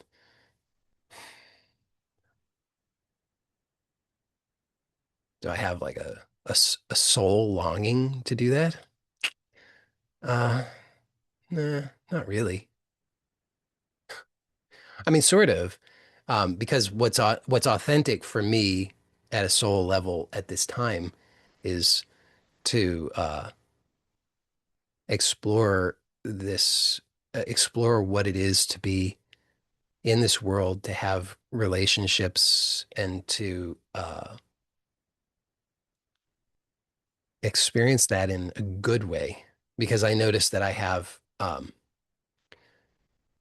conditioning that shows up an awful lot, that is like trying to escape from things, and wanting to escape from discomfort, wanting to escape from fear, wanting to escape from conflict, wanting to escape from judgment, well, all kinds of things. And that hasn't been satisfying to me. I mean, I indulged that for a lot of my life, just trying to avoid and run away from things. And I found that to be dissatisfying. And so part of the what has revealed itself to me through my own exploration within myself is that what's authentic for me at this time of my life is to explore this possibility of being in this world and in relationship in a way that actually is uh, authentic and good for me. And so in that sense, I guess it's aligned with my values to pay taxes. I mean, I'm still, yeah, you might be able to tell I'm still kind of working that one out, but I guess that's the truth. Um, but I'm just saying that it's complicated. Because if it was so easy, uh, everybody would have already figured it out and be doing it. What I mean? Like, no, we're not, we're not, uh, none of us are dummies, even though, I mean, I know you might argue that there are a lot of dummies, but not really. I mean, no, nobody's really, no, everybody is actually very intelligent, uh, in so many ways, but it's a very challenging thing, this life. So so I just want to acknowledge that. And then so so so part of that for me is just really uh telling the truth about what do I really want? What do I really value? What's authentic for me? And what has been very painful for me? And what are the habits that I have indulged in the past that out of ignorance that have repeatedly, reliably been part of a vicious cycle so that I can just be aware when those are surfacing now because they do, I mean, I still comes up. That's why I said about the fear and the discomfort is like, there I am, my children are fighting. My wife is doing something or not doing something that I then think I have some reaction or judgment to, and all this stuff comes up, and I'm feeling the discomfort, and I'm noticing the impulses to try and escape and avoid, and uh, and I just tell the truth about it. It's like, okay, this is really familiar. I've I've been here so many times. How many times? I can't even count how many times. So many times. Different different setting, different people, different circumstances, but it's fundamentally the same thing, same impulses. Oh, I gotta avoid this. I'll just escape and then I'll be happy. And I was like, no, that's never worked. So I'm not gonna fall for the deception that if I just do the same thing, I'm gonna get a different result. It's never produced a different result. Never. So it's not going to produce a different result now. So, okay, let me just be here with what's showing up. And what's showing up is showing up in me. And it's showing up at, I'm very interested in high leverage. You've probably heard me talk about that a lot because um, high leverage means minimal effort, larger output. And that works well for me because I don't like putting in a lot of effort and getting minimal output. So I look for high leverage, and high leverage, what I have found is high leverage is subtle. If it's the subtler it is, the higher leverage it is. So I just observe at a subtle level, as subtle as I can observe within myself, what what is happening. And so breath awareness is very helpful in this regard because it's relatively quite subtle. So I can just notice, okay, here's this impulse to try and do something to grip or control the breath, and I can observe how that would progress if I was to indulge that because I've done it so many times. I can predict exactly where it's going to go, and I can see, oh yeah, that leads to this thought or this fantasy, and then that leads to me getting caught up in that and stressing myself out about should I stay or should I go? Should I do this? Should I do that? And that leads to nowhere good. So let me just stay here at what's subtle. Just just notice this. And the ask framework, which I've shared, many of you know about. For those who don't know about it, it's in the free self-awareness course. Um, that I will make use of that. It's just like, okay, so this reaction is a reaction to a perceived threat. Is there actually a threat? No, not an obvious one. I'm just sitting in my home. My children are arguing. Not an obvious threat. So what do I need to do? Well, I guess nothing. But nothing doesn't mean, okay, let me just, like zone out or distract myself. Nothing means nothing is nothing. Paradoxically, nothing requires a lot of awareness because the habits to do something want to take over. It's like, oh, I feel uncomfortable. I should do something. So the habits, there's so many different habits. It's like, well, try this one, try that one, try the other thing. So to do nothing requires being aware of the impulses to do something and then just continuing to just notice, is that gonna produce a good outcome? Doesn't seem like it. I've done that. I've done that how many times? So many times I can't even count. At least thousands of times, if not tens or hundreds of thousands of times, maybe even more. Never worked out. Why do I think it's going to work now? I make lots of mistakes. I mean, don't get me wrong. I say that I do like everybody else. You know, I sometimes I observe myself doing something and I'm like, why am I doing this? This is stupid. This isn't going to work. But there I am doing it. I'm like, there's a part of me that says, Joey, don't say that. That's never worked out. It's not going to work out now. And it's like, there it goes. It's coming out. Fortunately, I do less and less of that, but still happens. So hopefully that answers your question. But if that doesn't, let me know. Uh,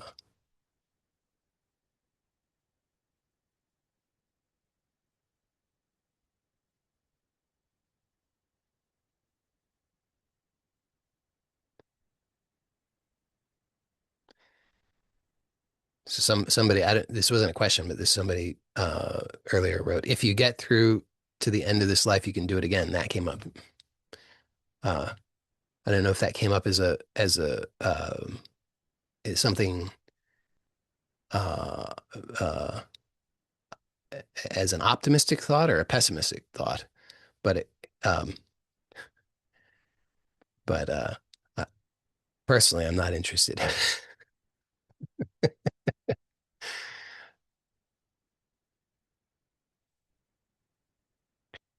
uh,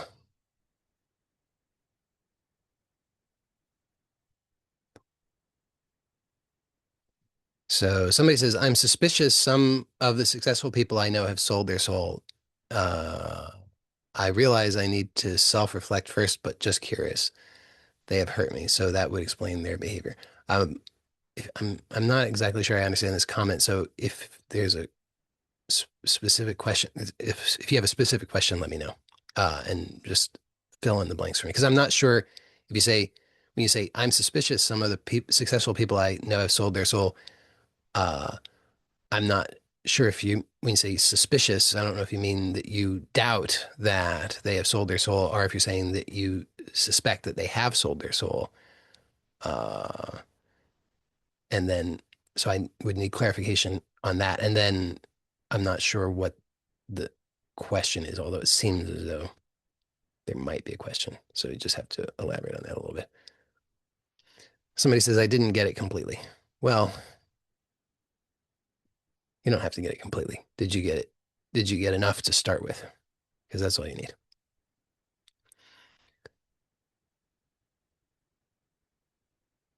Somebody says, I left Instagram a month ago and it's kind of all right on this other side. Yeah.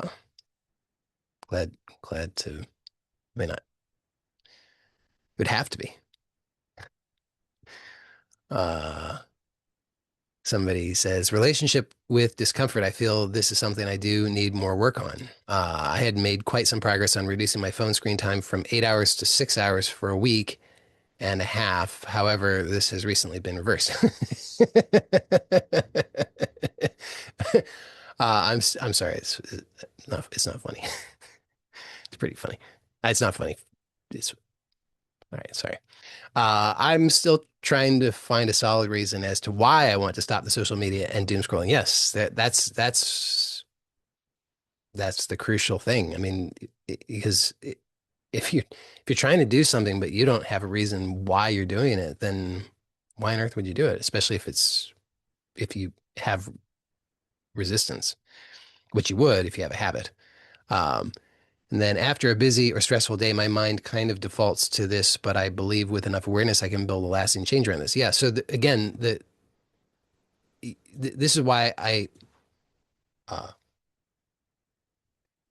recommend the self honesty. I mean, if you find that uh using your phone, I mean, you didn't make it clear what you're using the phone for, but you did say then you did mention social media and doom scrolling. Uh, so let's say that rather than focusing on 8 hours a day or 6 hours a week or what that, I would say maybe it's more useful to focus on the specifics of what is painful for you. Because if you're using, let's say you use the phone for uh, 8 hours a week or 40 hours a week or whatever. I mean, it doesn't really matter. If that time is giving you a good output, if you use the phone and for however much time, and then the result of that is that you feel more fulfilled, your life is you're really satisfied, you're really happy, everything is going well for you, then that's great. What's the problem with that?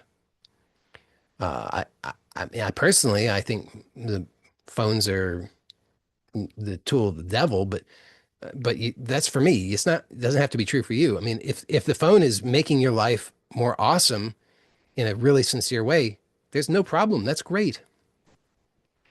But if you have the idea, oh well, Joey said or so and so said that the phone is the tool of the devil and I should give it up, well, that's not going to work.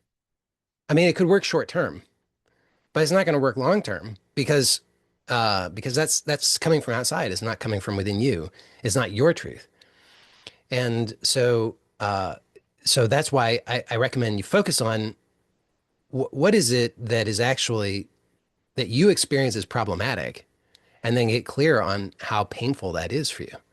So forget about the amount of time that you use the phone, or forget about the phone because the phone's just a tool. It's like a knife is a tool. You could say, oh, I should never use a knife. The knife is bad. Why? Yeah, you can use a knife for good things, but if you happen to be using the knife for self-harm, well, then maybe you want to just be clear on that. It's like it's not that the knife is bad, it's just that that particular use of the knife is harmful for you and you want to stop that because it's painful. So similar, the phone is a tool, and like any tool could be used for good, it could be used for harm.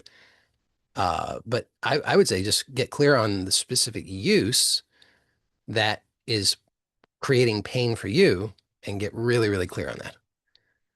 Because that's what you want to change. Not because I said so, but because that's what your own experience reveals to you.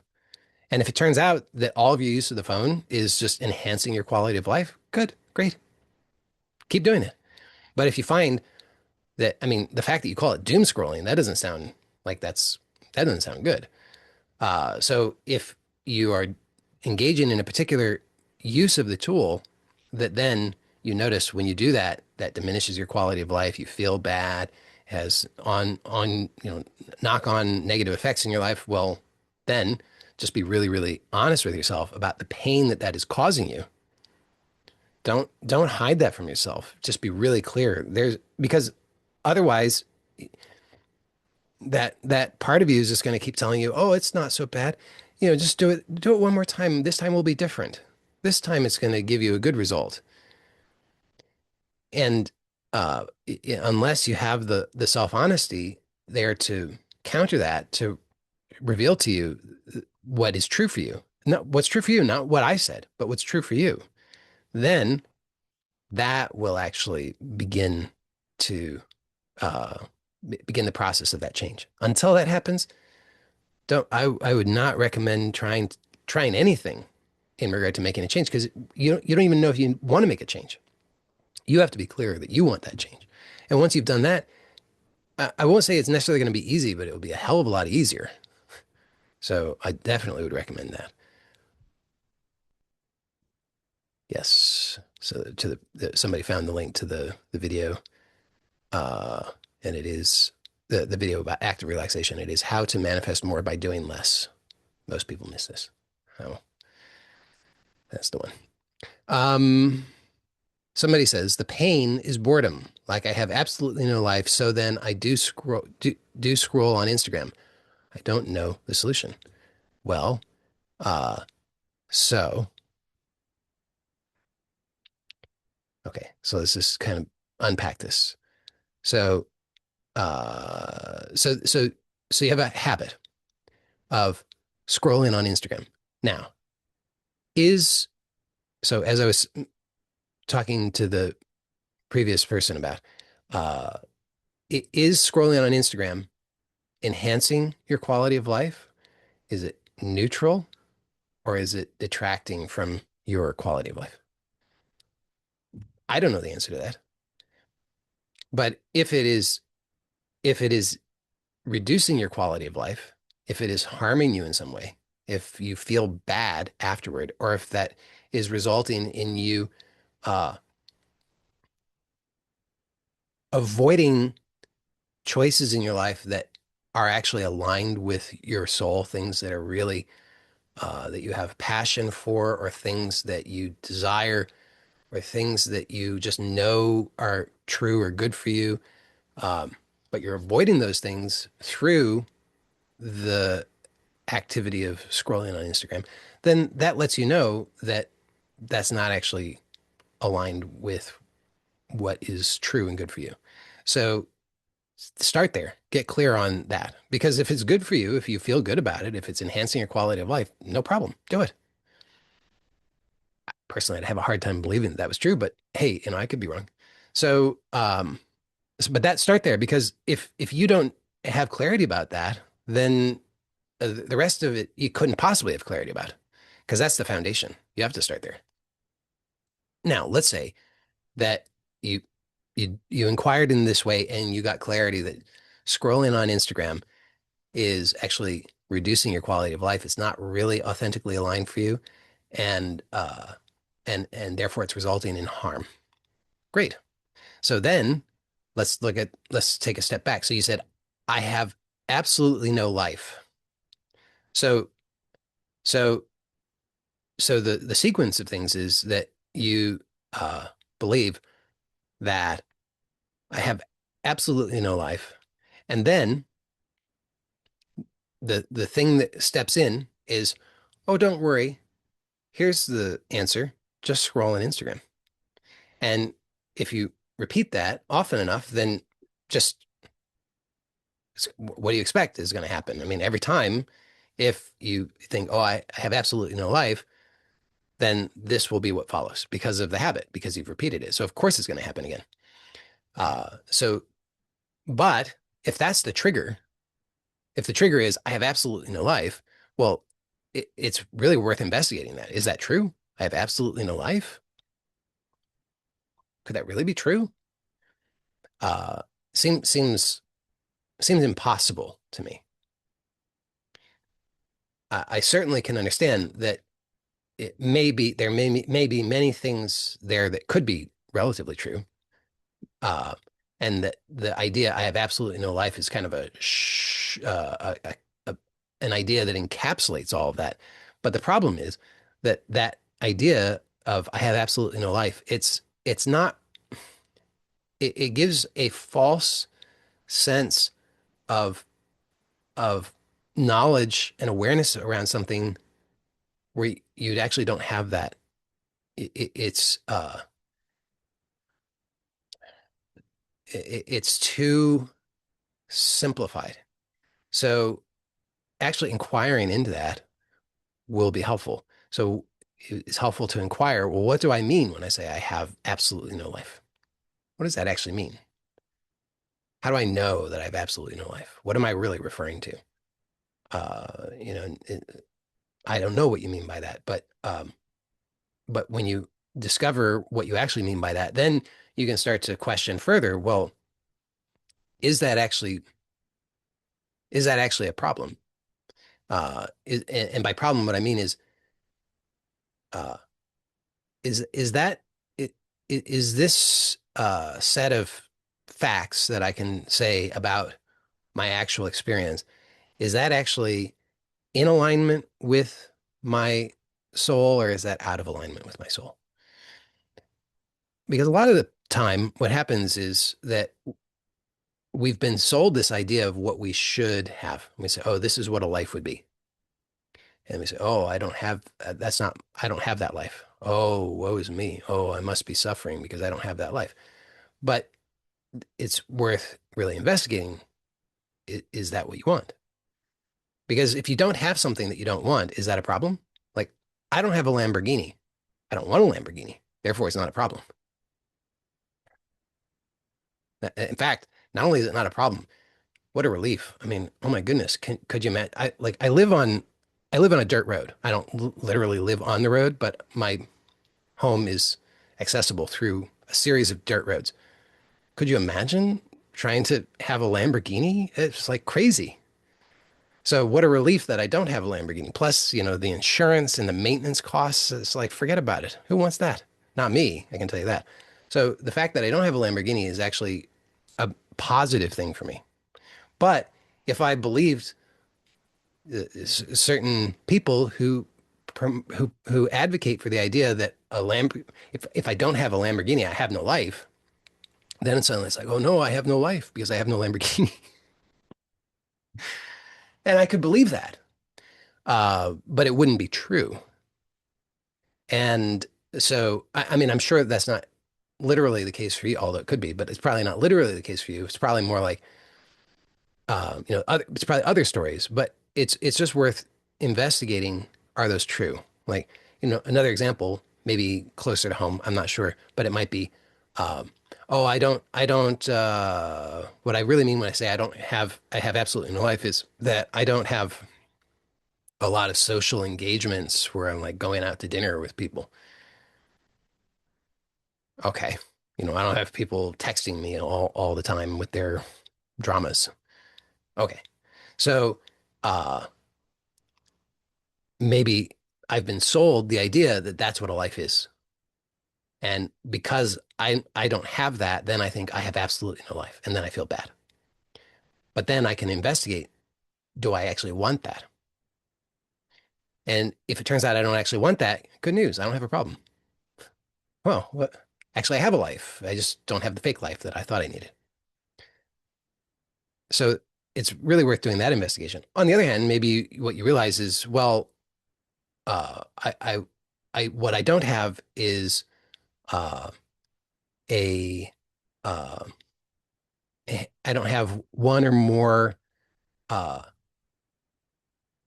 people who I have emotional intimacy and a sense of safety and love and companionship with, and that's something that I want.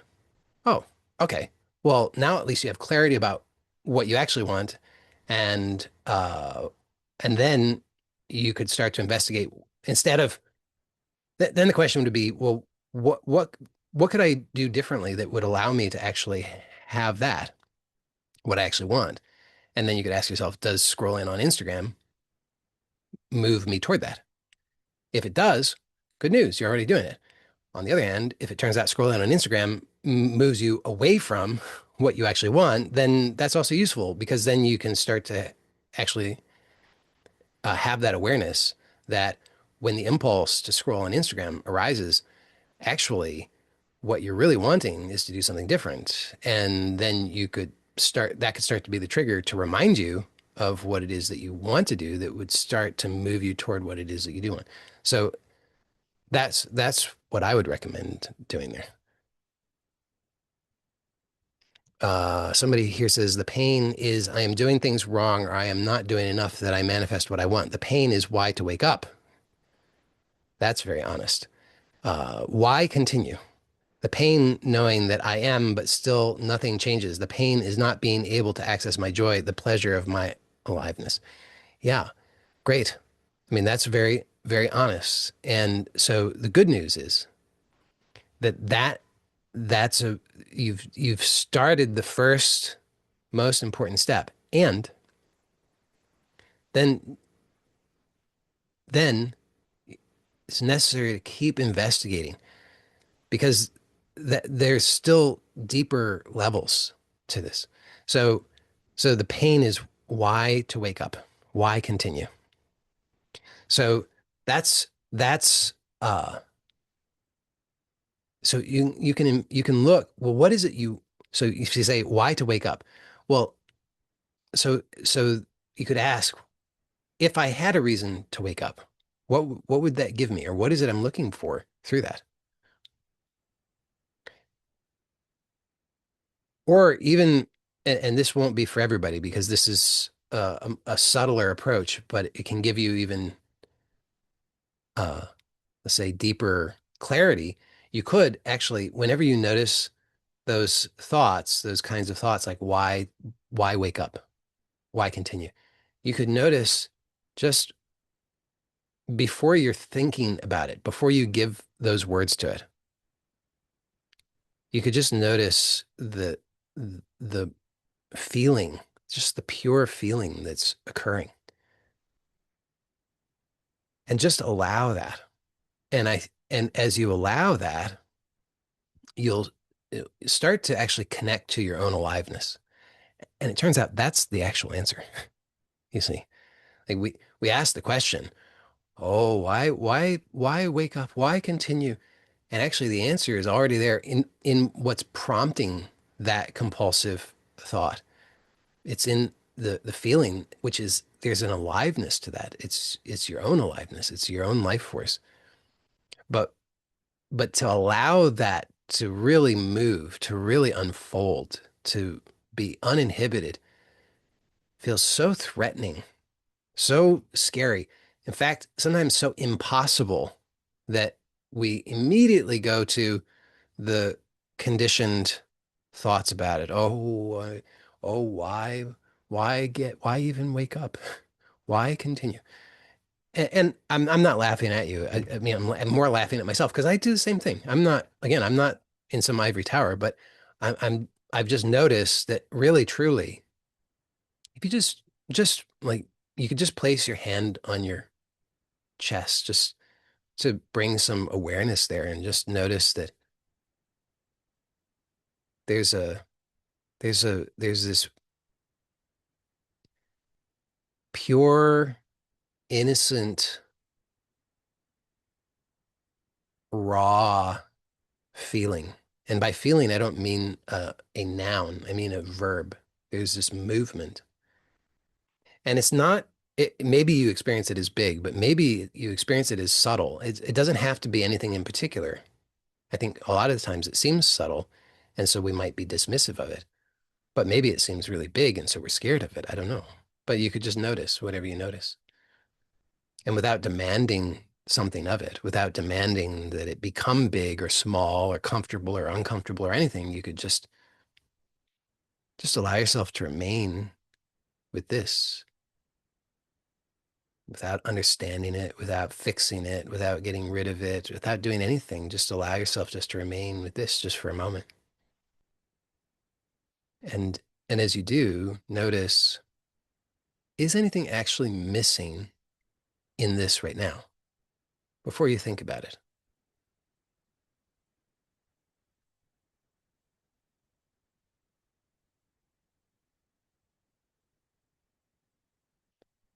And like I said, this is subtle, and for many of us is quite challenging. I find it challenging, even though it's also really profoundly, I find it profoundly nourishing and healing, and empowering and transformative, but also challenging because for me, the conditioning says this isn't enough. What are you doing? You should be thinking about this. You should be figuring it out. This isn't going to solve anything for you. You know, this isn't going to make the money fall out of the sky. You gotta be thinking, and stressing yourself out. You know, who has time for feeling? It's nonsense for wusses. And nonetheless, though, I find it profoundly healing and empowering. So I really highly recommend it if you can access it. If that's doesn't seem accessible to you, then I would recommend just start with the kind of question that I was proposing earlier. Just understanding that these parts of you that say, why to wake up, why continue, the pain that knowing that I am, but still nothing changes. Just talk to those parts and find out what is it that they're wanting. What are they wanting? They're wanting something, something positive, but they haven't yet figured out what a new way is. They're still stuck in the old way because, again, society puts the blinders on and insists that there's only one way, even though that one way has not given good results. So just to be with those parts and allow for uh, that slowing down and that investigation of other possibilities can also be very healing.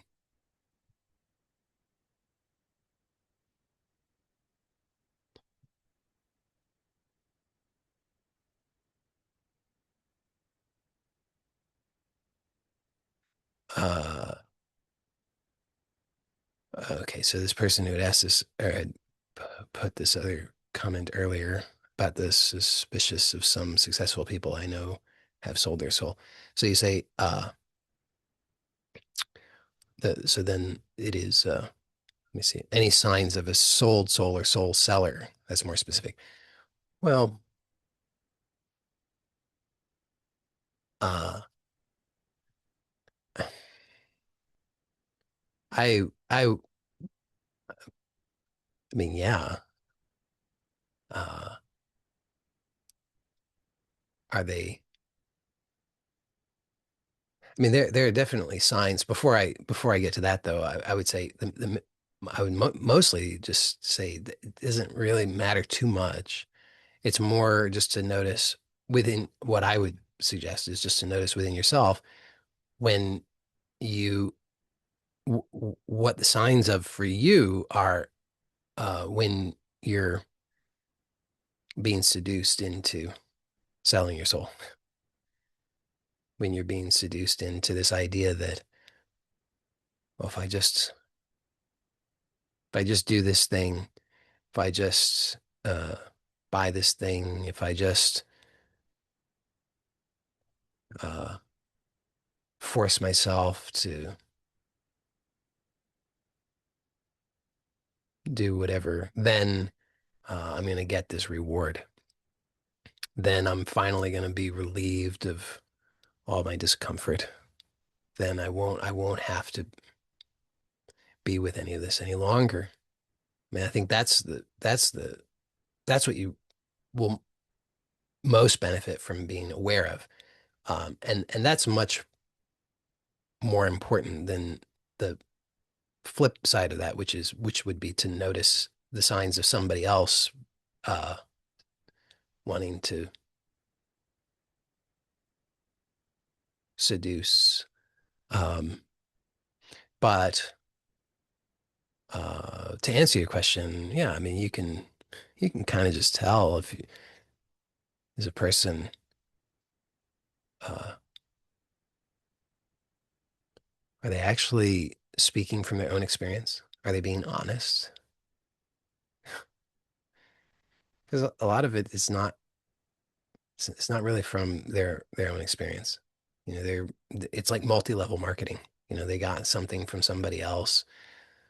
If it was so valuable, why would the other person have sold it, right? But they get something from somebody else, and then person A sells person B the thing, and then person B goes on to sell it to person C. Person C sells it to person D. But nobody actually ever really integrated that and made that their own, and then was speaking from their own experience. There's just a world of difference of, oh, I got the certification, and that's a very different thing than actually having integrated something and really discovered something about yourself, and then to be able to point others to that. That's a very different thing. Uh, I don't think there's anything bad or wrong inherently about, uh, exchange of money and things like that. I mean, I don't think that's a problem. I think that it's just a matter of having the discernment to recognize if something is actually going to be useful for you and supportive for you versus just a shiny object that promises you something, but without inviting you to actually notice who are you? What's true for you? What do you really need? What is aligned with your soul? So that would be what I would say about that.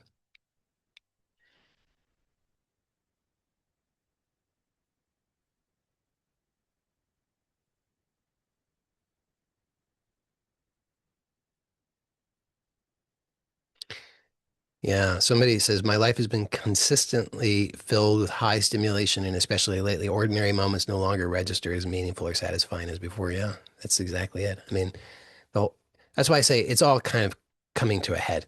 It's so ridiculously over the top now, and I can't help but think that it has to collapse.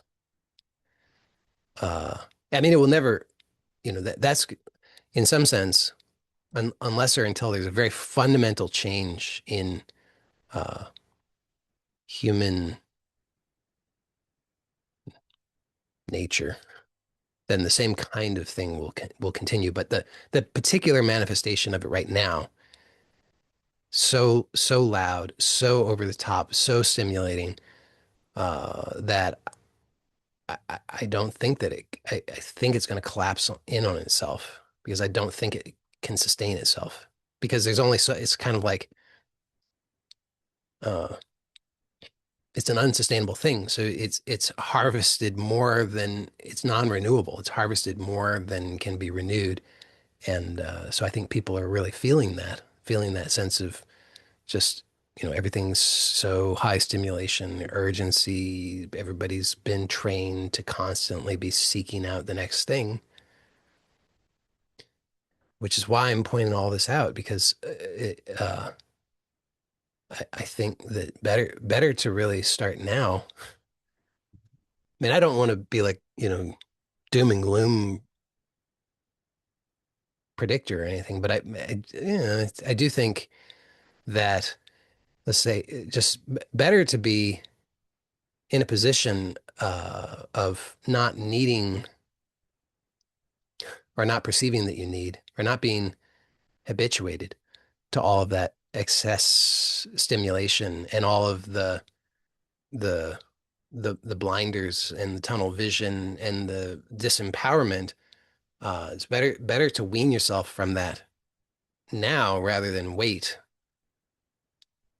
because the more you wait, first of all, it just keeps ratcheting, and then if the longer you wait, also the more the more dependent you feel on something, and when that is pulled out from under you, that can be extremely stressful. I mean, look what happened 5, 6 years ago, right? And that's nothing compared to what could happen. And again, I'm not like predicting doom and gloom. I'm just saying if those who fail to study history are doomed to repeat it kind of thing, it's like if you see that something has happened, you know that it can happen. And you can also see that things are continuing to happen at a faster and faster pace with more and more intensity. So if the kinds of things that have happened in the past were to repeat themselves, which they're very likely to, then better to not be in a situation to perceive that you're so dependent uh, on the things that are taken away.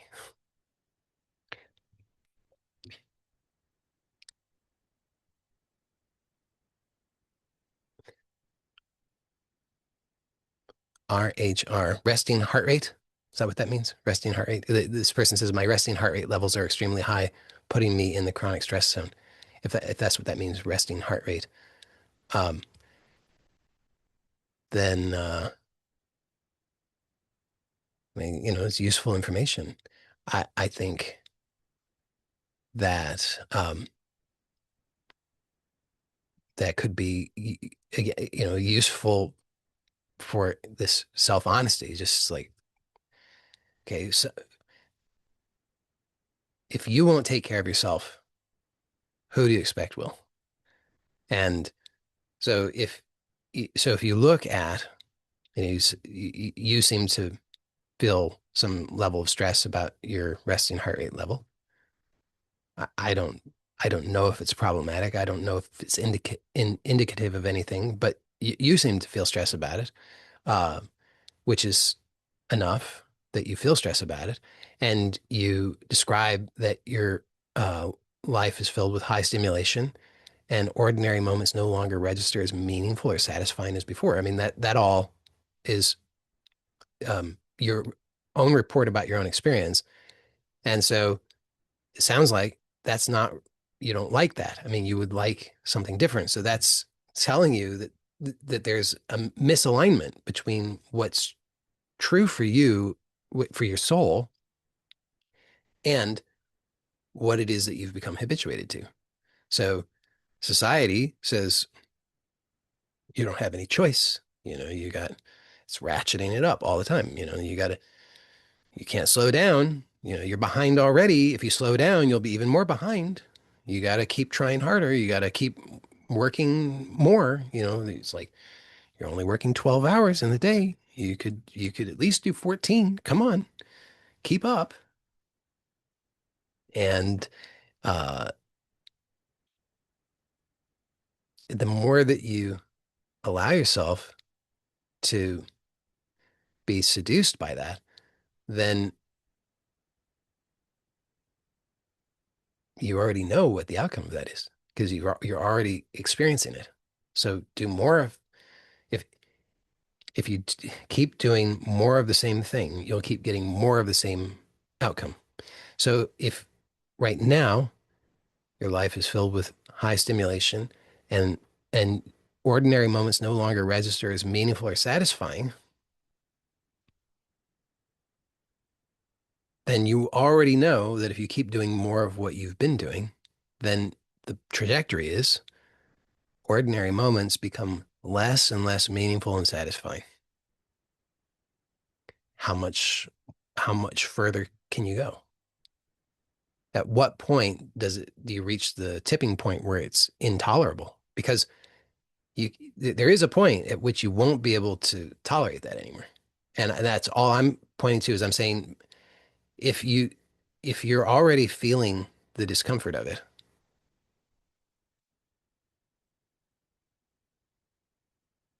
then better to make the change now because it's only going to get harder, right? I mean, it's only going to be more uncomfortable. This is why, drug addiction is so difficult because, the deeper you get into it, the more uncomfortable it is, the more painful it is. And so but the habit is there, just keep doing more of the same because it temporarily gives reprieve.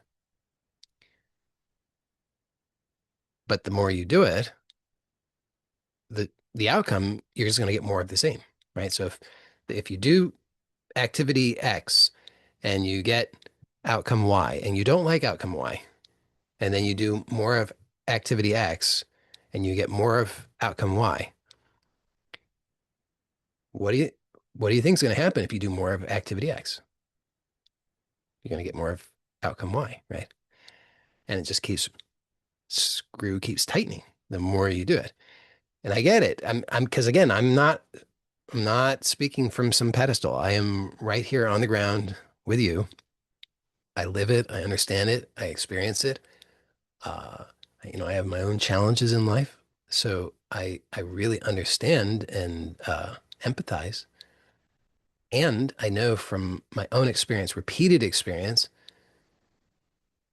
that if you don't like the outcome, you got to change what you're doing.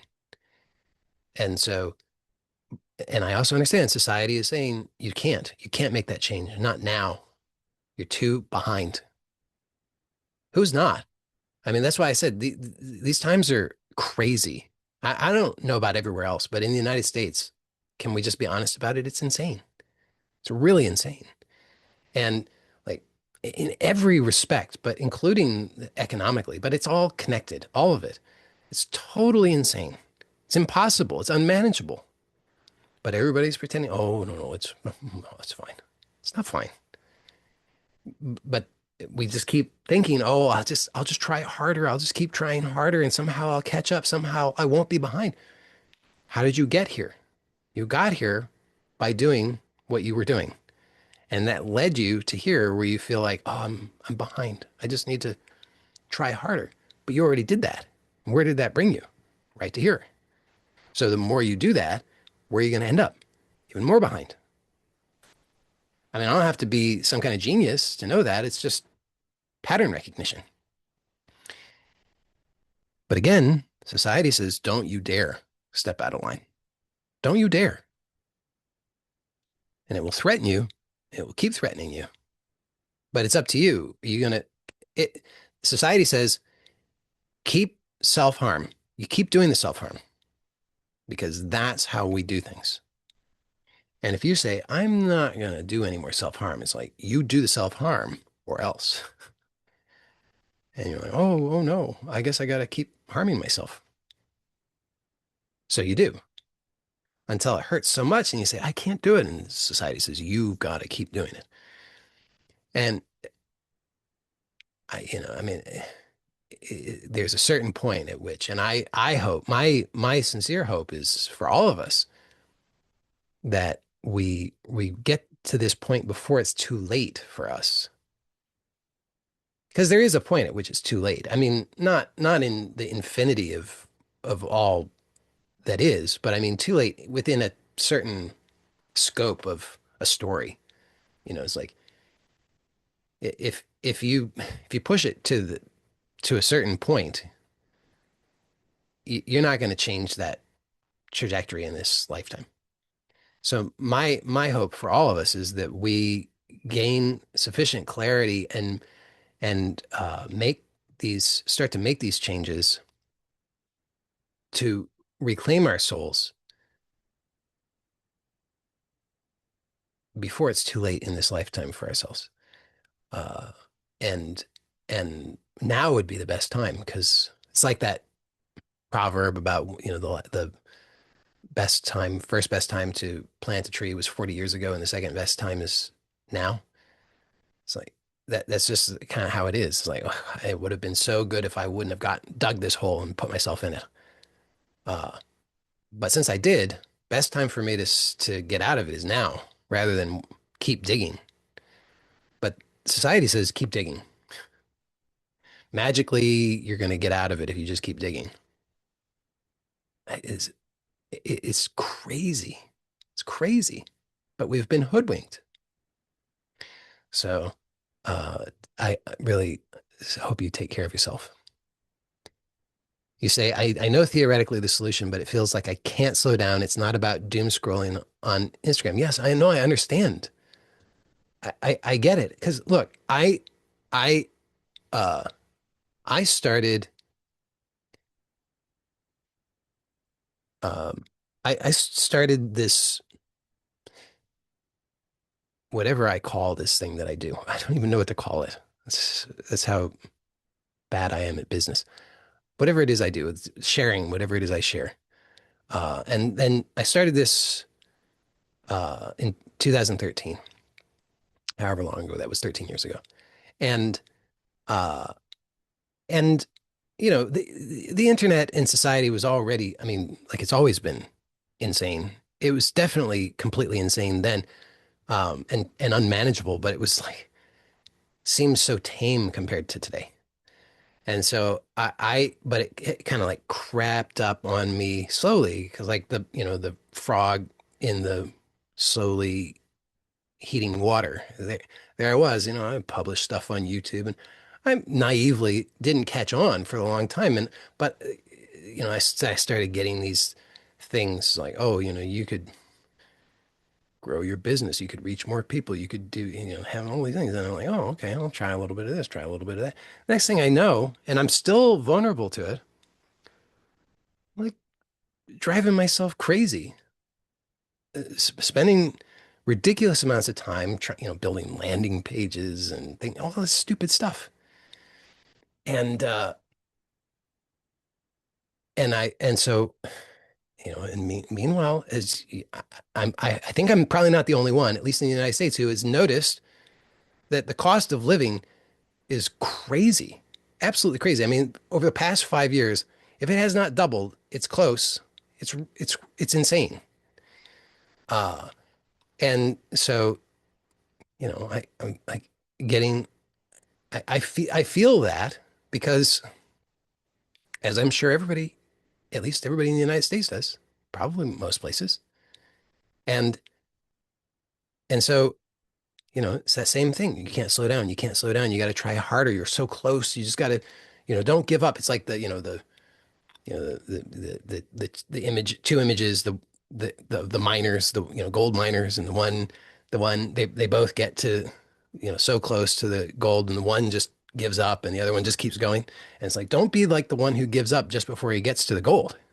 Just keep going, keep going, keep going, keep going. You never know. It's just on the other side. It might happen tomorrow. Just keep going, keep going, keep going. And I'm like, yeah, I guess I got to keep going. I mean, I've invested so much. I can't stop now. I got to keep going, keep going, keep going, keep going.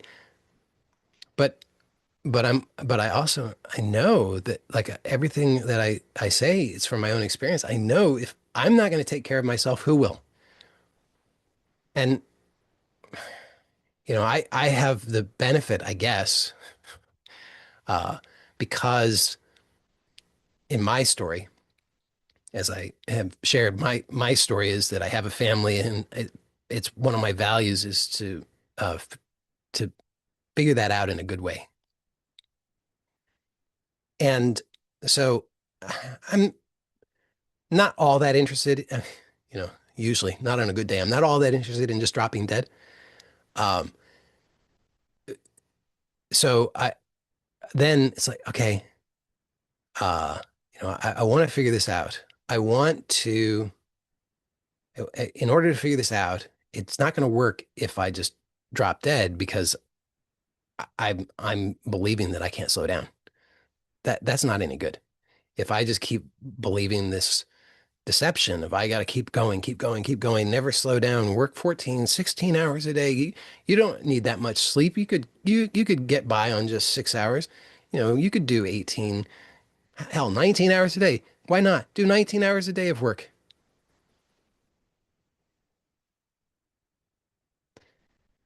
But I'm not going to actually satisfy what it is that I want if I do that. That's me feeding that's me feeding ignorance and fear and greed. That's all that's doing.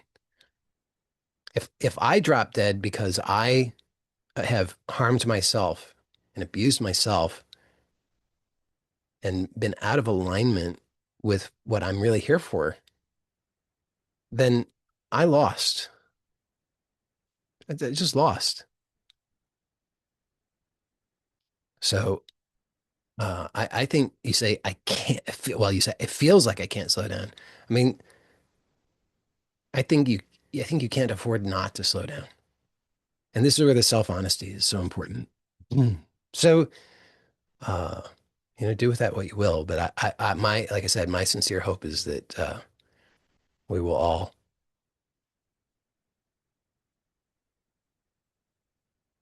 really discover that self-honesty and start to make real sincere changes before it's too late.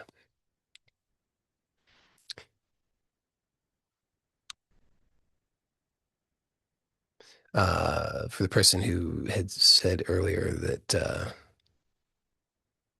about not having a life, having absolutely no life, they said it's not that it doesn't fit an image, it's that I am very unhappy with no access to do what I want. Uh, yeah, great. So that's a deeper level, and then keep looking at, okay, well, what is it that you want? And when you have so there's a surface level of what you want. I want the Gucci handbag. I want the whatever, the Lamborghini. And then, uh, and then you can ask him, when I have that, what will that give me? So that will give you a deeper level. And you can keep investigating in that way to get a deeper level until you really know what it is that you want. unconditionally, because there's the conditional wants, but those are strategies to get what you're wanting unconditionally. And it might, and this is not to dismiss the conditional stuff because sometimes that's just part of what it is that we want. It's like I through I want unconditional things through my learning how to relate to my family and others in a good way. So so there's the conditional aspect of that, which is relationships with other people, and then there's the deeper levels of what it is that I want through that. So by gaining clarity about the deeper levels, it's not to negate necessarily the more superficial levels. Both can remain, but it's really helpful to have clarity about the deeper levels because then you can always start there and then kind of reverse engineer it versus the other way that we try to do it, which is just starting at the superficial level without the clarity of the deeper level. Then we might be hammering away at trying to get this thing that we think we want at a superficial level, but in a way that's totally skewed and out of alignment with what we really want at a deeper level, and it will never satisfy. And plus, we probably won't even achieve it anyway. Versus if you have the clarity about what you want at a deeper level and you start there, you can choose that always. Let's say what I want is love. Okay, I can always choose love now. Might not be easy depending on my conditioning, but I can actually always choose unconditional love now. And if I choose that now, then I'm already choosing in to be in alignment with my soul. I'm already choosing that. And then from that, I can start to investigate, okay, what are the ways that I could, what are little actions that I could choose that start to align with the more superficial level or manifestation of what it is that I'm wanting. But if I do it the reverse way, it just never works. So I would recommend, like I said, use that question, what is it I want through this, to help you gain clarity about the deeper levels.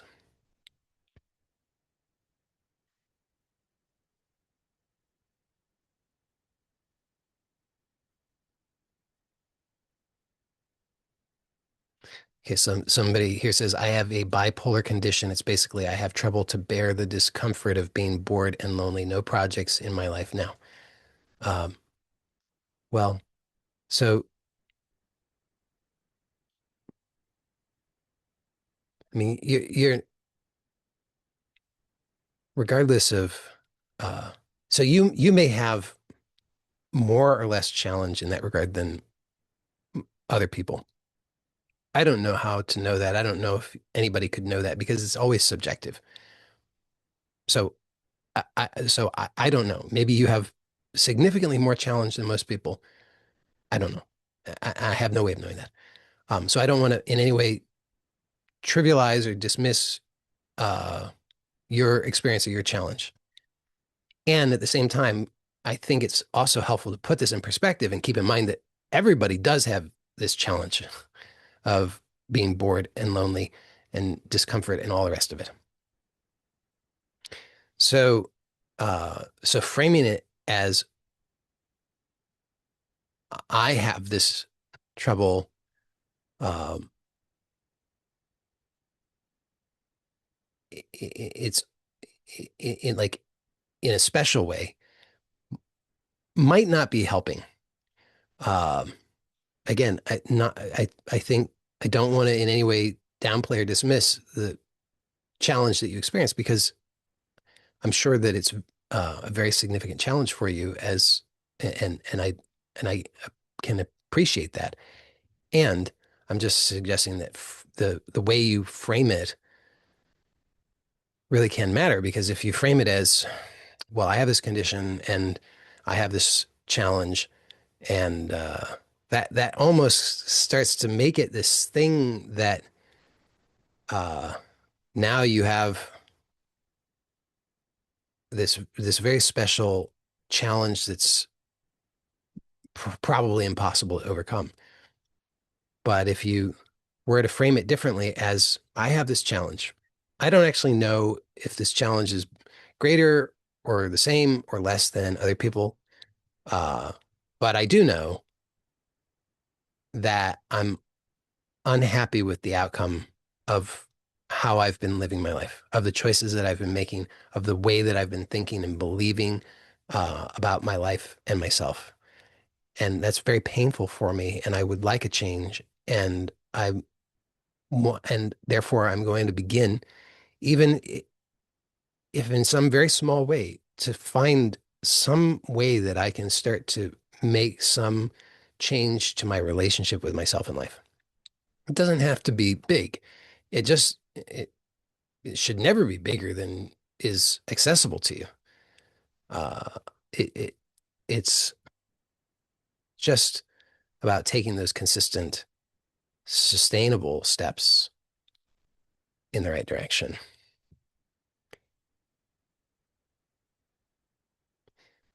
Somebody says that would be enlightenment to realize if nothing is really missing. Um, I would say that that's if that was a permanent condition, then I would say that that would be true. But uh, I think that you can have, and I don't know what word you could use any word to describe it, but you could call it uh, an awakening or whatever you want to call it. I don't know, a glimpse. Um, that's available to all of us in an instant right now. And I don't know how to produce enlightenment if enlightenment is a permanent state. I don't know how to do that. But I do know how to inquire right now. And if you don't know how to do that, you can. That's available to all of us. So enlightenment as a permanent state, I don't know how to do that. But I do know that inquiring right now offers a glimpse and direct, intimate connection with truth. So I know that that's available and very powerful.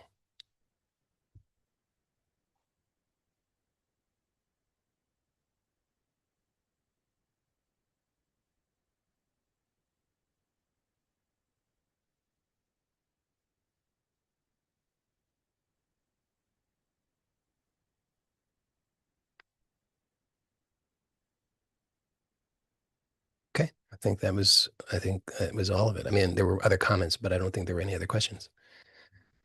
So thank you to all of you. Blessings to you. Take care. Bye for now.